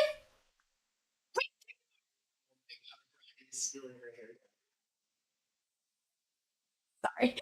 My hair ties just end up all over the floor because he loves to play with them. And I'm like, stop it. Anyways. So what we do with these lectures is obviously Dave will give more of the like philosophical, theoretical lectures. So today it was kind of this introduction and focus on Lacan, whereas I will take a like doxological artifact or some sort of more popular social science book, maybe a self-help book, something that's maybe been on like Oprah Winfrey's reading list or the New York Times bestsellers list. That kind of takes a more popular, less theoretical approach at some of these media issues or like self-help issues.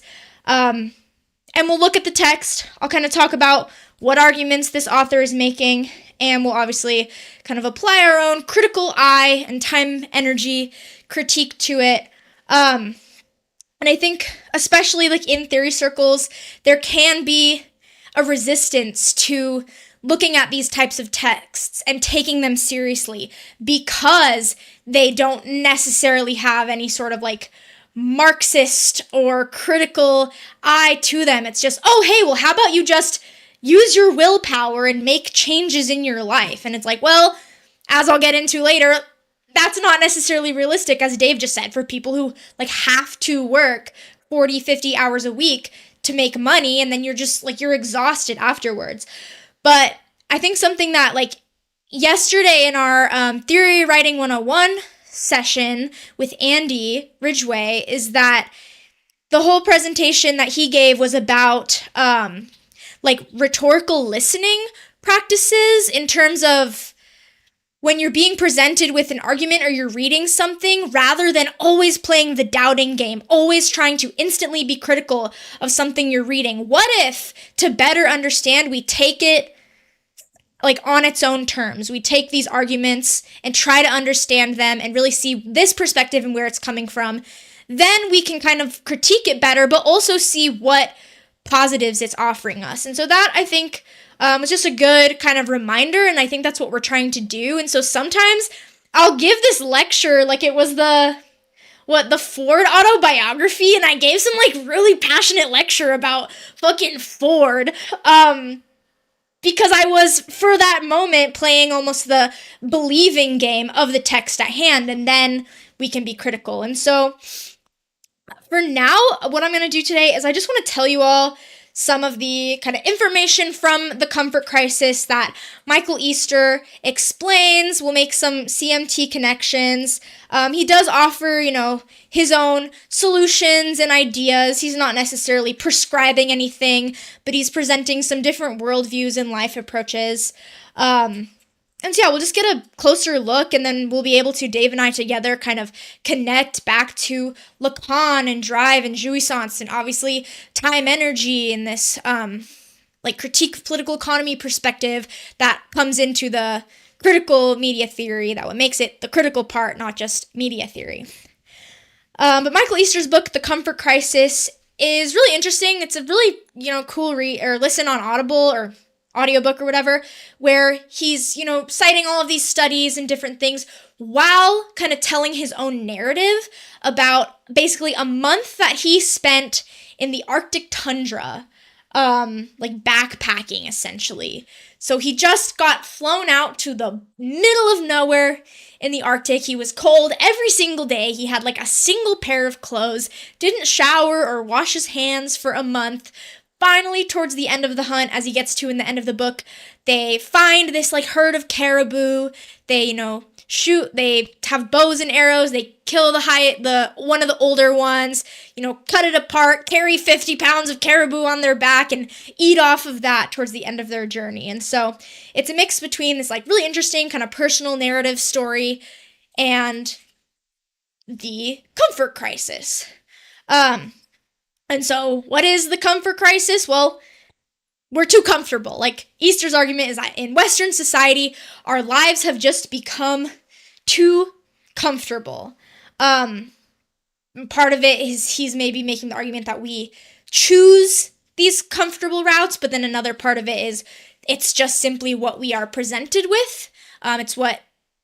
It's just kind of how Western society functions right now. It's just everything's comfortable. Like, here, Dave and I in our air-conditioned house going, oh, the air conditioning isn't working in this one room, but it's still cooler in here than it is outside, which is like 95 degrees. Everything is a term that AO has brought up, and kind of he gave a presentation about in our last CMT cohort, this idea of like frictionless living. Everything is friction-free. Everything is super comfortable. Our internet loads in the like snap of a finger, whereas back in the day it was like dial-up internet. You actually had to wait for it. Every day things become more friction-free, more comfortable, and then those old old comforts, it's like, oh, now if I have to wait 3 seconds for Amazon to load, like, that's unacceptable. And that in itself costs Amazon or Instagram or all these advertising sites like millions of dollars. So they even profit off of the faster the internet or all of these comforts, right? He talks about how we evolved to seek comfort as human beings, but it almost used to be more necessary when we were living like dangerous, uncomfortable lives out in the wilderness, hunting and gathering for our own food. And it's interesting, there can be a critique of saying how we always refer back to, these older times, like, our ancestors, like maybe in the same way that we shouldn't be in like a leftist movement referring back to, 1917 Russia and their conditions, because, we're just literally living in a different time right now.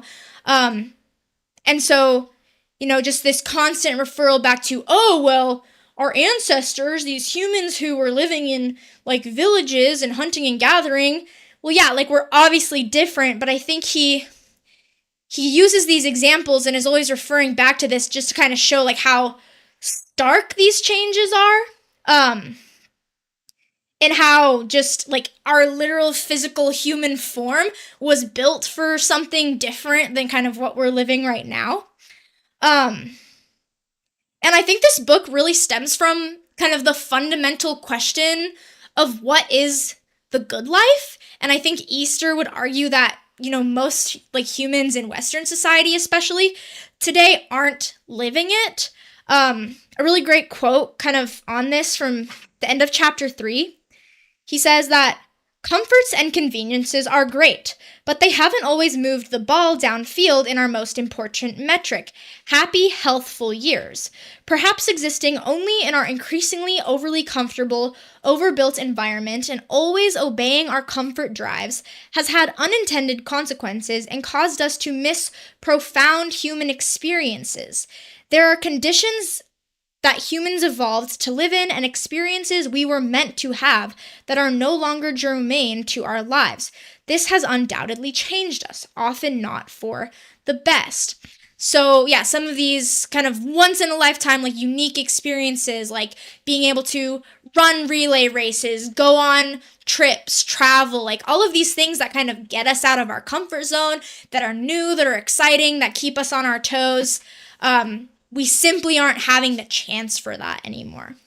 And so some of the problems that Easter kind of points out and highlights throughout the book and is in the various chapters is, like I kind of just mentioned, this idea of comfort creep, which is a play off of this concept of problem creep, where a psychologist found that as we experience fewer problems, we don't necessarily become more satisfied. We just lower our threshold for what we consider a problem. So the more comfortable we make our lives, the faster the internet gets. It's not like, now I'm satisfied because the internet's faster. It's, now if it takes 3 seconds for the internet to load, like that's a problem. We don't have the threshold for that anymore. he obviously talks about like phones, social media, internet as this comfort. A lot of the stuff that we've talked about in CMT lectures in the past, he brings up, mentions, you can kind of make that natural connection. It's frictionless, right? It prevents any sort of solitude or boredom. And he makes this case for boredom, and he kind of talks about it through his own narrative of just like being days on end out in the Arctic tundra with literally nothing to do, where he was reading the like details on his Cliff Bar packages or planning out Christmas gifts for the next few years. And then it spiraled off of that into like even more creative things, right? And so this constant, let me check my phone when I'm standing in line, when I'm sitting on the toilet, when I'm doing all of these things, there's actually no time for just boredom and just like being. And so we can critique something like The Power of Now or some of these more woo-woo, like hippie, guru mindful books, but in a sense, just actually like being present and not constantly having outside stimulation can activate creativity. It's, obviously useful for philosophy, theory, sociology, art, creation, theater creation, because, excuse me, it's those times of boredom or just not having external stimulation where the thoughts can stew. Like Dave will always tell me when we're going, like I'll be talking about something the day before and he goes, you're going to think about that while you sleep. And then you'll wake up with like more connections. Like sleep is kind of a time where we're actually not having external stimulation, and dreams are kind of like, that is in a sense like the possibility of boredom and not constantly being stimulated and presented with new information. He kind of argues that the word addiction should be used in the case of phones and social media. He's writing from the perspective of being like a self-identified alcoholic, addict to alcohol, and the definition of addiction that he really likes is continued use despite adverse consequences. And so obviously we can think about addiction through like this medical lens, and it becomes like an actual psychological problem. But that is interesting. Continued use despite adverse consequences. And so that's in CMT what we're always trying to combat and think about is our own relationships and our own use of media, social media, phones, internet, whatever, despite these adverse consequences, right? So he talks obviously about like the phones and the social media. He talks about how another problem with just this overly comfortable world is that our brains are always on autopilot or are always kind of sleepwalking because we just are doing the same things every day. I get up, maybe I do a CMT lecture, and then I go to Amazon, and for 8 hours I just press buttons and pull pallet jacks, and like we rarely get out of our comfort zone. And he makes this great argument for like why that's necessary and what happens when we stay in our comfort zones. And so this is a quote from chapter 7. Thank you. He says, additionally, stepping outside our comfort zone to learn useful skills that require both mind and body alters our brain's wiring on a deep level. This can increase our productivity and resilience against some diseases. Learning improves myelination, a process that essentially gives our nervous system a V8 engine, creating stronger, more efficient nerve signals throughout our brain and body. Brains with more myelin are linked to improved performance across the board. Having too little of the stuff is connected to neurodegenerative diseases like Alzheimer's. Researchers at the University of Michigan, for example, found that dementia significantly dropped in people who dedicated more of their lives to learning. The fascinating part about the study was that dementia went down in the learners even though their rate of diabetes, a condition that increases the odds of developing dementia, went up, which basically suggests that dedicating ourselves to learning new things could offset some of our poor habits. Right? And so like the discomfort of learning, of failing, of struggling through, whether it's like the beginning stages of learning an instrument or trying to tackle some really difficult text, like being in time, for example, we don't have the opportunities to even do that in our society right now. And so we're experiencing this like autopilot sleepwalking. He makes a whole argument, and he has obviously research to back it up, but that living in these cities, like living in big cities, makes us unhappier because it keeps us away from nature, because everything is just so easily accessible. Oh, I need this, that, the other. Let me go right to the corner store. Let me get in my car and drive 5 minutes away to get this.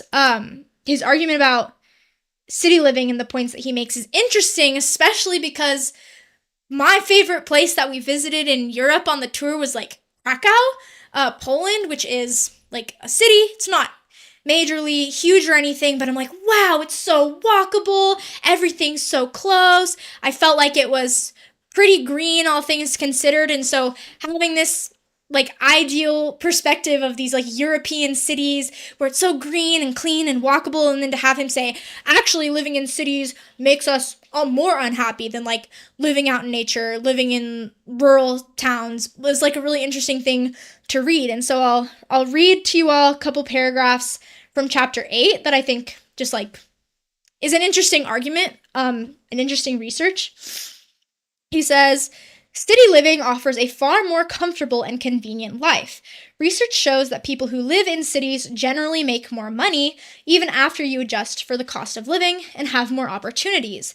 They also have better access to sanitation services, healthcare, and nutritious food. And they can walk or take a quick cab ride to drugstores, supermarkets, emergency rooms, shrinks, restaurants, bars, concert venues, and museums. These are all places that provide survivable benefits or help you find mates. Consider the collective thousands and thousands of bars, restaurants, drugstores, supermarkets, concert venues, museums, and doctors in Manhattan's 22 square miles. Today, it's impossible to move into a big city apartment and decide today it is possible to move into a big city apartment and decide never to leave it. Literally never to walk back through the front door for years. It requires only a decent internet connection to perform a job remotely, order food and groceries for delivery, and connect with telemedicine. This reality is already here. The Japanese government reports that there are 500,000 young Japanese who refuse to leave their bedrooms. They are called hikikomori, basically people who have set themselves into an extended time out. A third of them have spent more than 7 years in self-isolation. So why do we want to live in open spaces? What is it that, seemingly in competition with our drive to survive, cities are not giving us enough of? That's a question Kanazawa has spent years studying, just one of the researchers that he cites throughout the book, who says, some mental health researchers today call our concrete, sprawling environments landscapes of despair. But the Industrial Revolution spurred a great migration into cities with the promise of secure jobs. We haven't turned back since. Yet, interestingly enough, money doesn't seem to overcome the rural-urban happiness gap. Studies show that even dirt-poor people who live in rural China report being happier than infinitely wealthier Chinese city dwellers. And that's interesting, this talk of cities and why cities are so great, and robust public transportation, or kind of trying to eliminate urban sprawl and make everything more centric to a city center, is always revolving around thinking about jobs and commutes and being able to get to our jobs more quickly. And we can live close to where we work. And so even in sociology or environmental studies courses, when they're talking about urban sprawl and the benefits of city centers, it's all revolved around work and transporting us to and from our jobs. And so in that sense, it does make sense that when we're just living in cities, I go to work and then I go to the store and then I do this and it's great and I have everything I need. Well, when are you leaving the 5-mile radius of your city? And then that's where virtual reality is becoming another step, just another problem on top of this idea that we never have to go anywhere outside of our city, or in this Japanese instance, out of our bedroom, or in now with VR, outside of our gamer chair.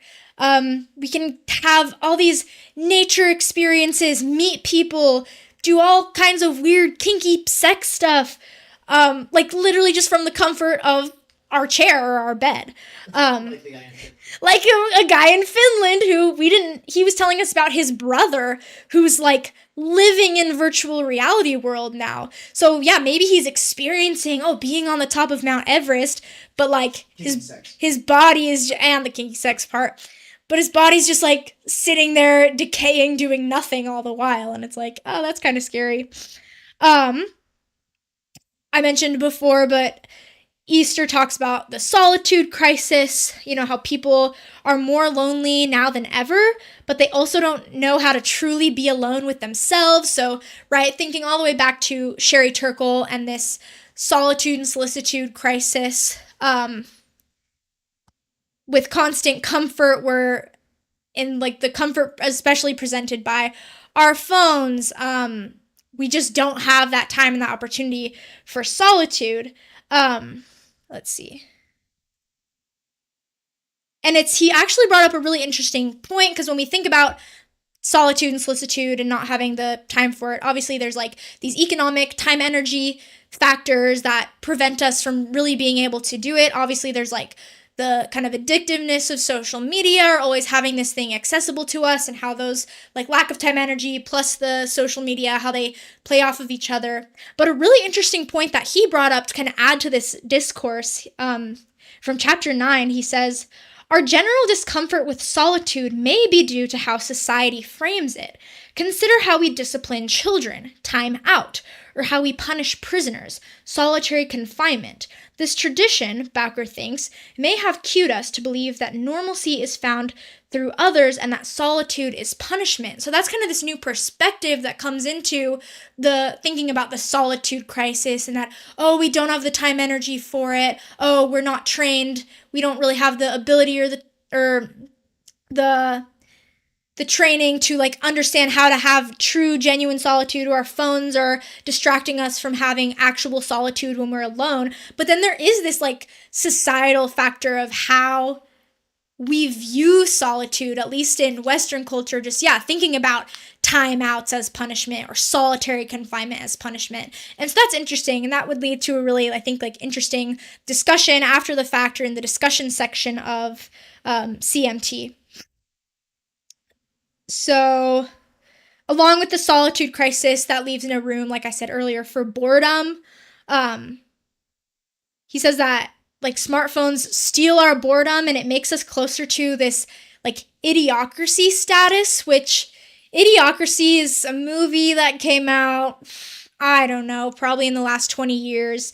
It's a comedy, but it's eerie because it basically is about this guy who's like of just average, even maybe a slightly below average intelligence, who I don't remember, it's been a while since I've seen it, but he basically like gets frozen or stuck in this time capsule or something, and they'll take him out in 10 years, but then he ends up kind of getting forgotten about and comes out into this new society, like way, way into the future, and it's this world where like he is now the smartest person in society. I mean, these people are taking these intelligence tests, and they can't put like a block into the hole that it goes into. They have like a block, a circle, and a triangle, and they're like, I can't figure it out. Like, they don't know what 2 + 2 is.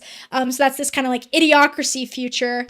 And we can go, oh, that's catastrophizing. Oh, that's hyperbolic. Oh, we're not actually there. But at the same time, like, we did just have a president who is like a wrestler, WWE media figure for a hot second, who's like on a reality TV show, who like talks about how big his hands are and doesn't really have grammar above a 5th grade level. And obviously that's a very superficial analysis of Trump, but it is there's a little truth in that, this idea of like idiocracy and what not having boredom is doing, and that it's preventing like creativity and the ability for learning. And it's especially important for children in childhood development, as a lot of psychologists are finding.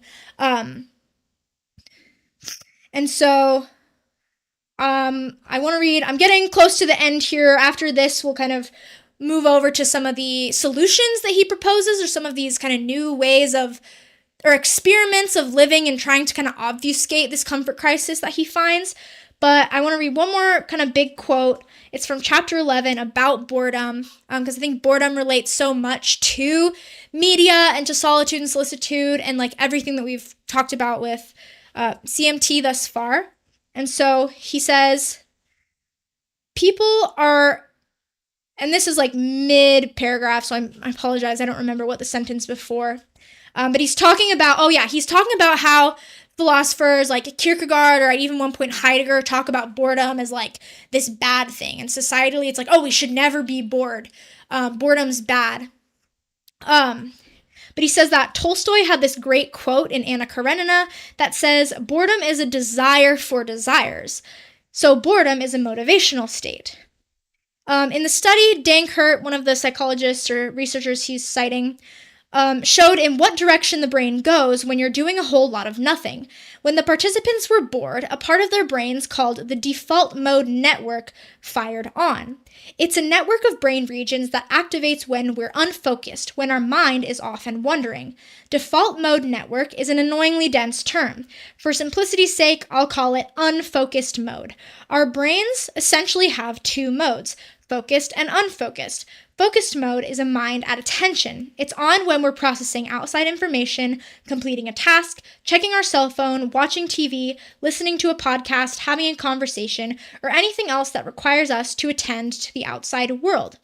Unfocused mode occurs when we're not paying attention. It's inward mind wandering, a rest state that restores and rebuilds the resources needed to work better and more efficiently in the focused state.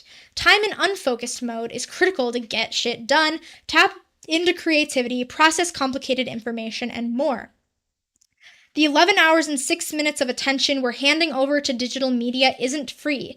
It's all spent in focused mode. Think of this focused state like lifting a weight, and the unfocused state like resting. When we kill boredom by burying our minds in a phone, TV, or computer, our brain is putting forth a shocking amount of effort. Like trying to do rep after rep after rep of an exercise, our attention eventually tires when we overwork it.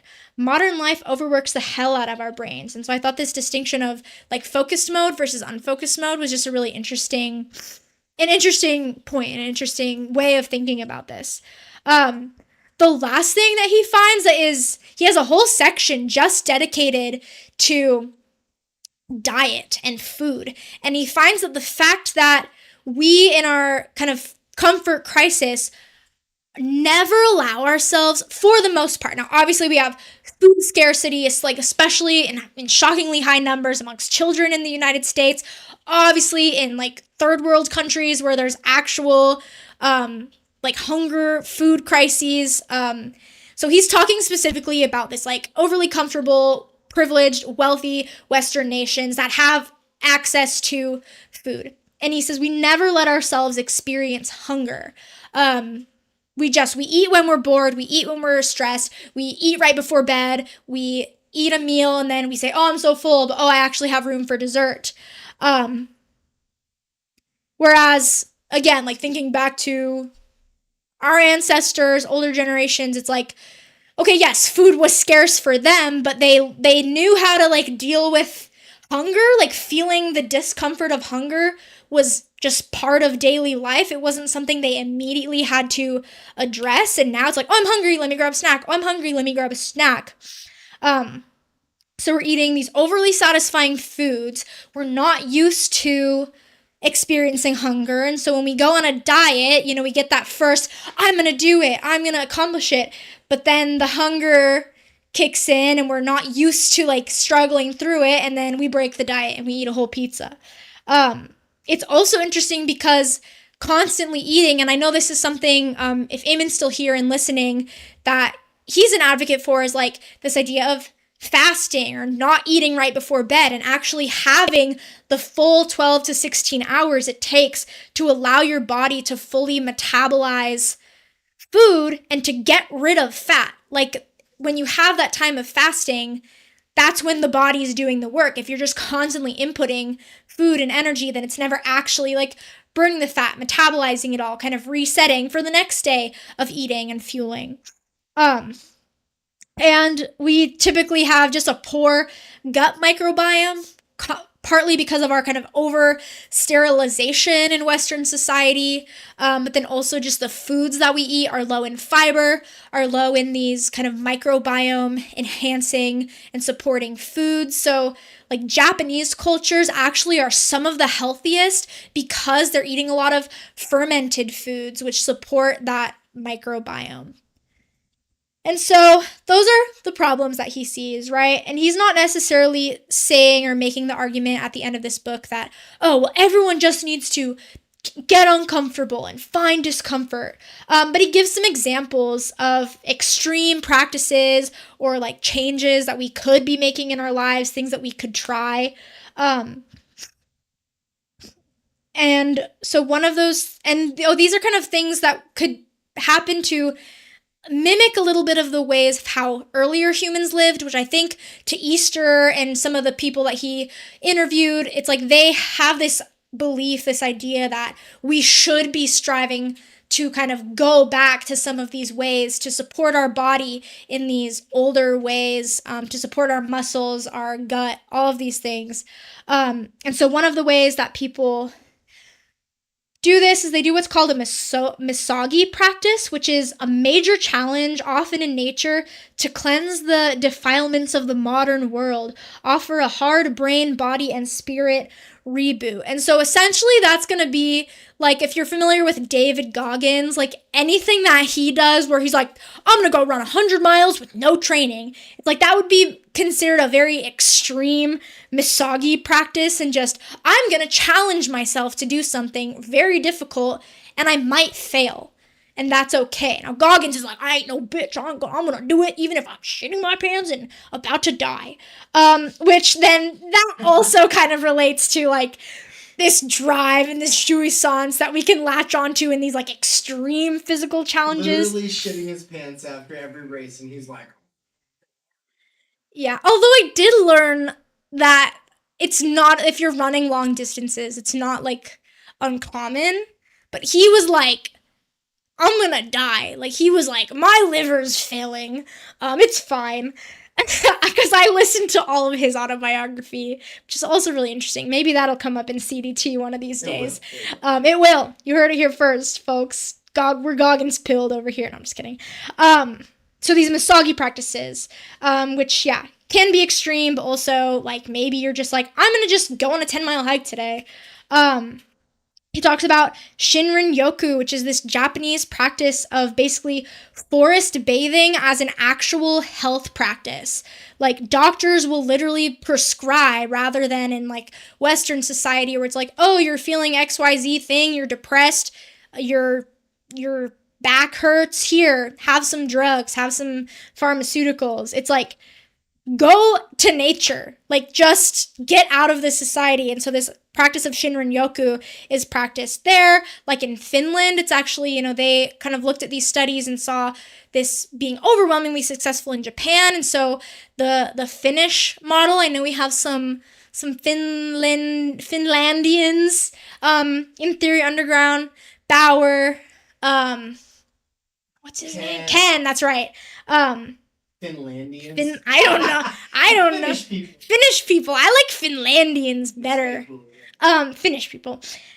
And so one of the studies he cites is that 95% of Finns spend time outdoors, and they say they feel best with just like 5 hours of nature time a month. And it's really interesting. Oh yeah, go ahead. That's the one. There's not a microphone there. Dave's been talking and like adding comments lately. I've added into comments. No one microphone. No one heard any of it. Wow. I was just gonna say, yeah, like you said 95%. Mm-hmm. Yeah, the other 5% are the ones who don't, the ones who kill themselves, right? Because like they have this insanely high suicide rate, and that's why their government is taking so seriously, like setting up people with like high quality access to getting out in nature, kind of. Yeah, like when Dave and I visited our friends in Finland back in 2022, something that was just so like shocking to me and that really made me kind of fall in love with the country is that we were there in November to December. So kind of like a difficult time of year going up that far north on the globe, and just that the sun was, it wasn't to the point where the sun was like not out at all, but the sun was rising pretty late and setting pretty early. It got very cold. They get insane amounts of snow there. But we were out going on like nature hikes where every couple miles there was a little hut stocked with firewood where you could sit and have a little fire. Like so many trails, mountain bike paths, like the sauna and ice bath culture there is just like a common practice. Like our friends had 2 saunas on their property. Like that's unnecessary, but it's amazing. It's just so part of their culture. And so that's not to say, oh, Finland's the greatest country in the world. But the fact that that's kind of just like worked into their societies, spending some time outside or, into this like hot, cold sauna ice bath, which is super good for your cardiovascular system, is like something that some countries are adopting. Another kind of solution is he talks about, so there's this nutritionist named Trevor Kashi. Again, this like whole section on the food and the diet. And basically this solution is that we just need to like get better at dealing with hunger, and we just need to figure out, okay, like how many calories do I need in a day? Okay, great. If it's 2,000 calories and I want to eat 2,000 calories of pizza that day, cool, that's fine. But I have to deal with the hunger that's going to come later because 2,000 calories of pizza isn't as filling as 2,000 calories of rice, beans, vegetables, etc. And so, especially like in Dave and my own life, like thinking a lot more about nutrition and health and just like running this odyssey, like that was a really interesting chapter to me, just on a very basic like self-help nutritionist level. He even argues the benefits of like the occasional 24-hour fast. Another kind of solution or thing that he posits as like a counter to the comfort crisis, again, another like whole section of the book, is thinking about death. Like straight up, what if we all contemplated our own death? Or actually dealt with the deaths of other people. And so he talks specifically about this one, community, and I didn't write down the name and I can't remember, but basically it's kind of part of their curriculum. It's kind of part of their lives that not only are like kids in school thinking about death a couple times a day, but people who are old or like in the process of dying aren't just whisked away to a hospital or we just go visit them once in a while. They're like at home, and they have this kind of ritual practice of the person, once they die, they like stay in the home for even a couple days after, and then there's this big ceremony where they're cremated like in front of everyone, and their ashes get built into like pyramids and sculptures around the city. And so it's like death, the actual like physical perishing, is just part of society, and according to the studies, these people are like literally statistically happier. He actually cites Heidegger a little bit in this section of the book, and it's interesting. I was talking to Dave right before this, and I was like, hey, remind me, like give me the 30-second recap of kind of what Heidegger says about death. And Heidegger's not really talking about like physical perishing. He's talking more about this like existential death, and so that's not something that Easter got into. And what I mean by that, for those who aren't familiar with the Heidegger introductions or whatever, this existential death, and that like if we don't fulfill our own most possibilities in life, if we don't kind of like live up to our potential, then we suffer this like death of the soul, and we're just kind of, I don't know what's the word we want to use. Not a zombie. Well, if we don't have projects. Yeah, if we don't have projects. Projects are always under threat of coming to an end. Yeah. And so we can make the connection in a sense to this like existential, like Heideggerian sense of death, in that, okay, yeah, on the one hand, we literally in Western society kind of avoid death and try to obfuscate it with, here's the newest medicine. And like, I've just recently seen some headlines that are like, oh, a brand new drug can be injected into your cat to make them live 10 years longer. And I'm like, ooh, I love Ryan, but that's kind of weird. Like that we would literally try to like chemically alter when his natural lifespan ends. And so we're always like, how can we live longer? Oh, maybe one day we'll get to freeze our consciousnesses. Like we'll be 200 years old. And so it's like we're obfuscating that, but then we can look at it from this Heideggerian sense in that we also, because we don't have the time and energy, we don't actually have the time to like truly contemplate or experience the like deep kind of almost existential dread of, oh my gosh, I literally only have one life. Like I will die. What if I don't get to make the most of my life? What if I don't get to live up to my, highest potential, my own most possibilities? And we're in the grind. We're always working. And so that isn't even something that we get to deal with, because that can cause discomfort going, oh my gosh, all my self-destructive tendencies, the way I'm living my life right now, obviously like there's drive and all this stuff that goes into some of those self-destructive tendencies.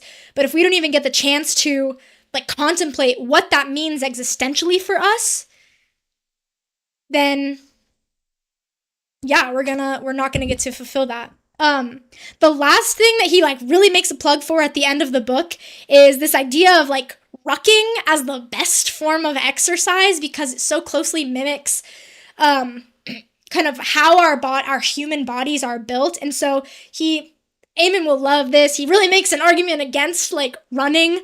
Dave, you'll love this too, because the force that gets exerted on our knees as we're running is like 8 times our body weight, apparently. Whereas like walking or hiking is less impactful on our knees. So if your knees are hurting from running, that's not like unheard of. Like that's probably the most common running injury. And so rucking basically is just carrying a lot of weight on your back in a backpack. And it apparently is the best way to build strength. If you hate running or hate strength training, it's probably a really great thing to incorporate. He makes this whole plug because our kind of sterilized, like unnatural gym environments or running on concrete, which humans like never used to do. They would literally run barefoot for 20 plus miles and be fine. That is one thing that humans kind of evolved to be a lot better at than our other species peers, is endurance over speed. So yeah, these like sterilized gyms where we're running on a treadmill in place or lifting these like perfectly equal weights. Yes, at the end of the day, that's good, but our bodies were like built to be able to carry heavy things for a long time. So he makes this plug for exercising, right? And so he has all these great solutions. He highlights all of these problems. And it's interesting because it's just like such a slight part of the book where he says that we're like captive whales at SeaWorld. We don't actually, so that's his like nod to like, oh, but we don't necessarily have the economic possibilities to do all these solutions, to live, implement this discomfort, to let us choose the discomfort as opposed to the discomforts that Dave talked about choosing us. So he was like almost there with the time, energy, and the economic critique. So we can give him that. But obviously with all of this and everything that we talk about in, critical media theory and critical doxology and time energy seminars is that all of these things sound great, but we don't have the time energy for it. I would love to go rucking 3 times a week, but instead I'm going to go walk 8+ miles at Amazon tonight in bright fluorescent lights on a concrete floor until midnight. I'm not going to go on a hike tomorrow morning. Like, I will be too tired. I think we can, connect it back. But that's really the main thing is like, yes, great. These self-help books offer these great ideas. There's an extent to where we can go, and this is where I specifically struggle with Lacan, and Dave kind of brought it up towards the end, is just like, okay, where does personal agency come into play? Where does like implementing changes and trying to experiment with things? And that's what our monthly like assignments and kind of experiments that we assign attempts to do is, what if we try something with kind of our willpower, or we make a change in our life and just see what happens. And so we can take some of his ideas and maybe try to implement something. Maybe we're all going to become like ruckers and get super fit and fast for 24 hours every month, and like it'll be great. But it's difficult without this like structural time energy and societies that allow us to live these fulfilling lives, to live the good life.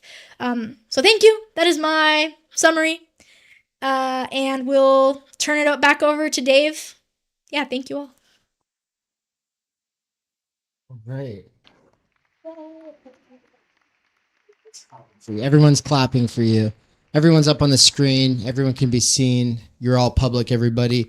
We're going to close out the public side of the stream here in a moment. But first, I wanted to just say a couple things. First of all, my biggest regret with that whole lecture was not actually talking about OJA once. It's Lacan's most important concept, and I think I must have somehow like repressed it. You know, it was the Signorelli in this situation. So OJA is the name for that hole inside of yourself that can never be filled. It's the cause of desire, and it is a reaction against drive. That's all I'll say for now. We'll unpack it more during the panel discussion that's coming right up. But before we get into the panel discussion, we're going to go to some audience feedback. The Bluetooth device on my computer broke. The receiver does not work. No Bluetooth works with, so I can't have headphones. Bluetooth is way worse than what we used to have in so many ways. I've suffered so many interesting problems from Bluetooth. So what I have to do is mute my microphone so that you all don't hear yourselves speaking, right? So we'll start with Cesar. We'll go to Tyler Murphy. Nance and Swole, if nobody else says anything, I hope to at least hear from you both, because I think that you guys have some kind of comment or question about this stuff. Terrence, it would be great to hear from you as well. But we'll try to keep the feedbacking and questions short and more like promises of more to come, because we'll be engaging with you all behind the paywall of the monthly subscriber thing in a second. I just want you guys to kind of talk about what you're interested in us elaborating on, or what you'll want to talk about with all of us once we're on the other side of.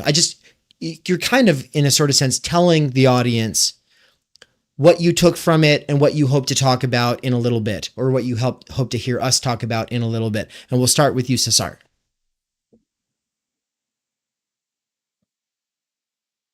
So, I'll kind of preface this a little bit with the impact that the book, The Comfort Crisis, actually had on me in terms of just hearing Michael Easter on different podcasts and talking about rucking. It actually got me excited to like try this out as a I don't know, just like it as activity to be outside a lot more. And so in that sense, it's fun to actually have one of these doxological books kind of have an impact in this way in my life. And I wanted to look at it in a more theoretical lens, because the book will only get you so much of it's made for a popular audience. So we want to kind of approach it with thinking about it with the theory that we also know and that we're interested in. So then my question is, well, Michael Easter, I listened to this panel that he was moderating with like another fitness person named Melissa Urban. She was talking about, she read The Comfort Crisis. She was really excited about it. But she also mentions points of her own internal thinking, reflection upon what she was doing, of like, am I actually just putting myself in discomfort because I feel like I don't deserve comfort? She was talking about this from her perspective of being someone in recovery from some kind of substance abuse. And so I guess then the question is how I want to see how this ties in with maybe something like a Lacan concept is if someone does, read this book, The Comfort Crisis, and they maybe take the message a little bit too far and say, okay, I was so comfortable, now I'm going to get so uncomfortable and go with that. Ultimately, that goes against probably what Michael Easter wants the audience to do. And so I want to see how this idea of intensity of jouissance, how I don't know, maybe I'm not sure if maybe Lacan ever talks about that, or if we could even discuss it where um is jouissance, it's that necessary thing that needs to happen, but what about the intensity of it? When do we go too far with it? When can we latch onto something that's a manageable amount of jouissance that then we could balance back into pleasure and kind of keep going back and forth in a homeostasis where, basically we're not destroying ourselves. So the question of intensity. That might be one of the most important questions that we'll be talking about for sure. Tyler? So I like this idea of that you were talking about, Dave, of finding new objects potentially that our drive can hook into if we have the time energy. And so, but I'm not super familiar with, like in your book on time energy, just the I think that there's parts where you talk about how it's necessary to have like communal time energy. It's not just enough for me to have it myself in getting into Lacan or whatever, if I can't ever experience that communally in some sense. And I just would love to hear you talk a little bit more about time energy between subjects as an important ingredient for certain avenues of jouissance to take hold. That's really good. And Reflective Journey in the chat said you can't go wrong with Aristotle for this one. Golden mean and moderation is key. And I was just going to say that the fantasy of moderation, the desire for homeostasis, that is the same thing. So it like the more you try to be a gentleman when you are a worker, the worse your drive is going to possess you. Like that is the fear. That is the concern. But the way that time energy is not something you have inside of yourself, Tyler, that it's actually something that's existential, like meaning that it's one of the structures of worldhood for Heidegger. It is to say that it's between us. It's between us. And then right now it's collapsed into labor power. All we are between each other is an equal symbol that reduces us to labor power vis-a-vis everything else. And so we'll talk more about that for sure. Nance, Swell? I just really quick actually want to like add a question. It kind of goes off of Cesar's question a little bit, because this is my like fundamental struggle with Lacan that I always come back to, that I kind of mentioned, like, is this idea of personal agency. And so I especially struggle with understanding like the role of psychoanalysis or therapy in general, because if we say, okay, my drive latches onto, let's just go with an easy example, like binge eating. And I'll be in this homeostasis, and then I'm binge eating maybe once a week, and I just like have to eat and eat and eat. Like, okay, if you go to psychoanalysis, if you go to therapy, and you figure out like, oh, this is my struggle, then it's like, okay, what? You just come to terms with it and then keep eating and eating, and then eventually like get diabetes or get a heart disease. And so I know that's not how it works, but I'm like, okay, then what actually like can be done, like besides just coming to terms and trying to latch our drive and jouissance onto something else? It's like literally, like, if you find something that is self-destructive, do we just have to say, oh well, it's just self-destructive and I can try to make it less self-destructive? Or is there actually something that, and maybe like Lacan and Lacanian psychoanalysis is not the place for this, like maybe there's a different type of therapy that can come into play here, but it's like that is my fundamental struggle, is like, well, we shouldn't just accept these, like Cesar said, these very intense self-destructive habits that are hurting our health, hurting our relationships. And so what actually can be done about that? And I wanted to elaborate. So I do agree, though, that it is still the golden mean, by the way, reflective journey. So there's the ideological aspect of where the golden mean becomes the thing that actually is a trap, but we still want to achieve some kind of, we want to sublate that and still achieve some real kind of, reconciliation with drive and everything. And that's what Anne's kind of getting at with like, well, we want to do something more than what, I mean, this was a whole conversation that happened in the live chat that we won't get into right now too much. We'll bring it up mostly in our discussion that we'll have next month about this lecture and this reading. So everyone will do their exercise and then we'll have a conversation. There will be a discussion. It won't be live. And we'll be exploring this on our own because, this was a novel approach to analysis when it was developed. It was developed in a specific historical context for a specific class of people, of which we are not, meaning we don't have the money to go to analysis. We don't, especially, you have $100,000 to spend the next 20 years, like sitting with an analyst. Like, I mean, I don't even have the extra $100 in a month, right? It would be more than that, though, if you were getting like really quality clinical experience.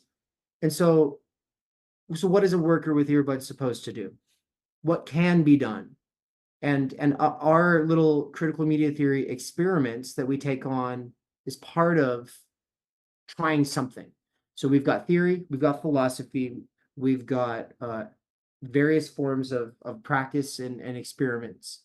And hopefully in the future, there will be T-cubed institutions that are made for ultimately helping us overcome these issues. It won't unbar us as subjects. It won't heal the split or whatever, but it'll help us have more stops in the circuit, which will give us a little relative freedom in reference to both drive and desire, both of which are related and both of which can be monsters.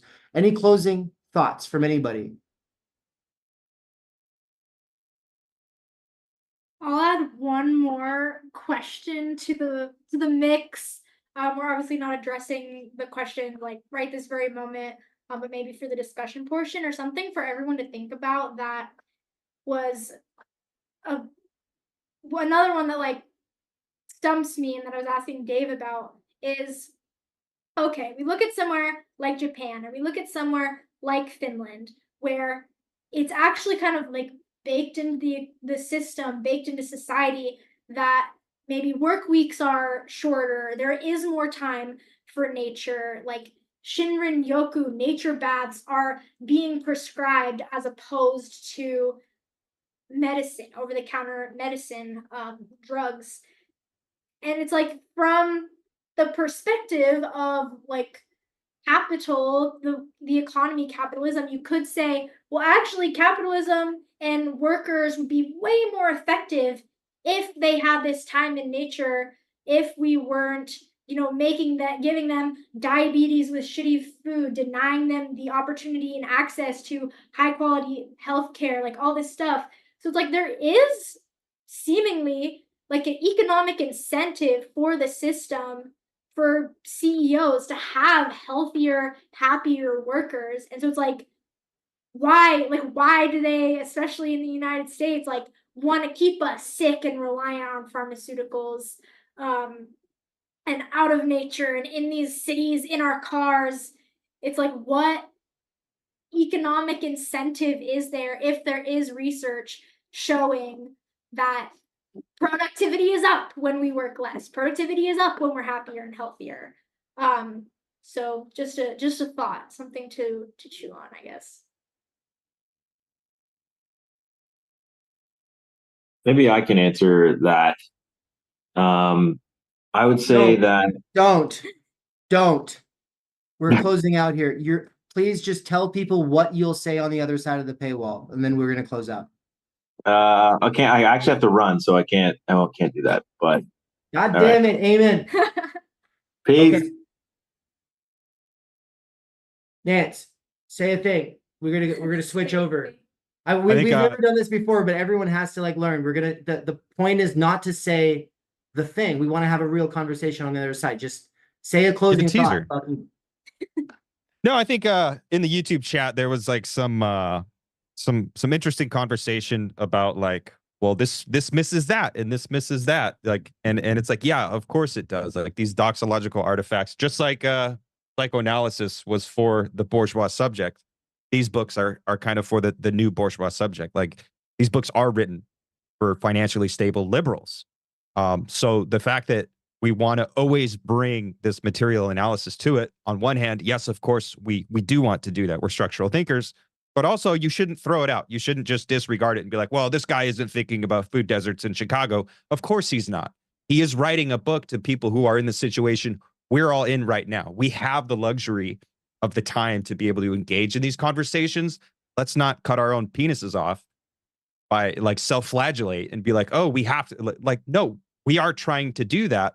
But if we can approach our own life worlds in different ways and more thoughtful ways, maybe we can be more empathetic, more compassionate, and I don't know, better thinkers. And yeah. So whoever was saying that in the YouTube chat, like I empathize with you, but that's not what we're trying to do here. We're not trying to just deconstruct and like score points on this guy. We're actually trying to play the believing game, as Ann said. Like we're trying to take this at face value and take what we can from it, because there are a lot of good things to be taken in all these doxological artifacts. So come join the conversation. If you feel this like unending need to dunk on this, like come join.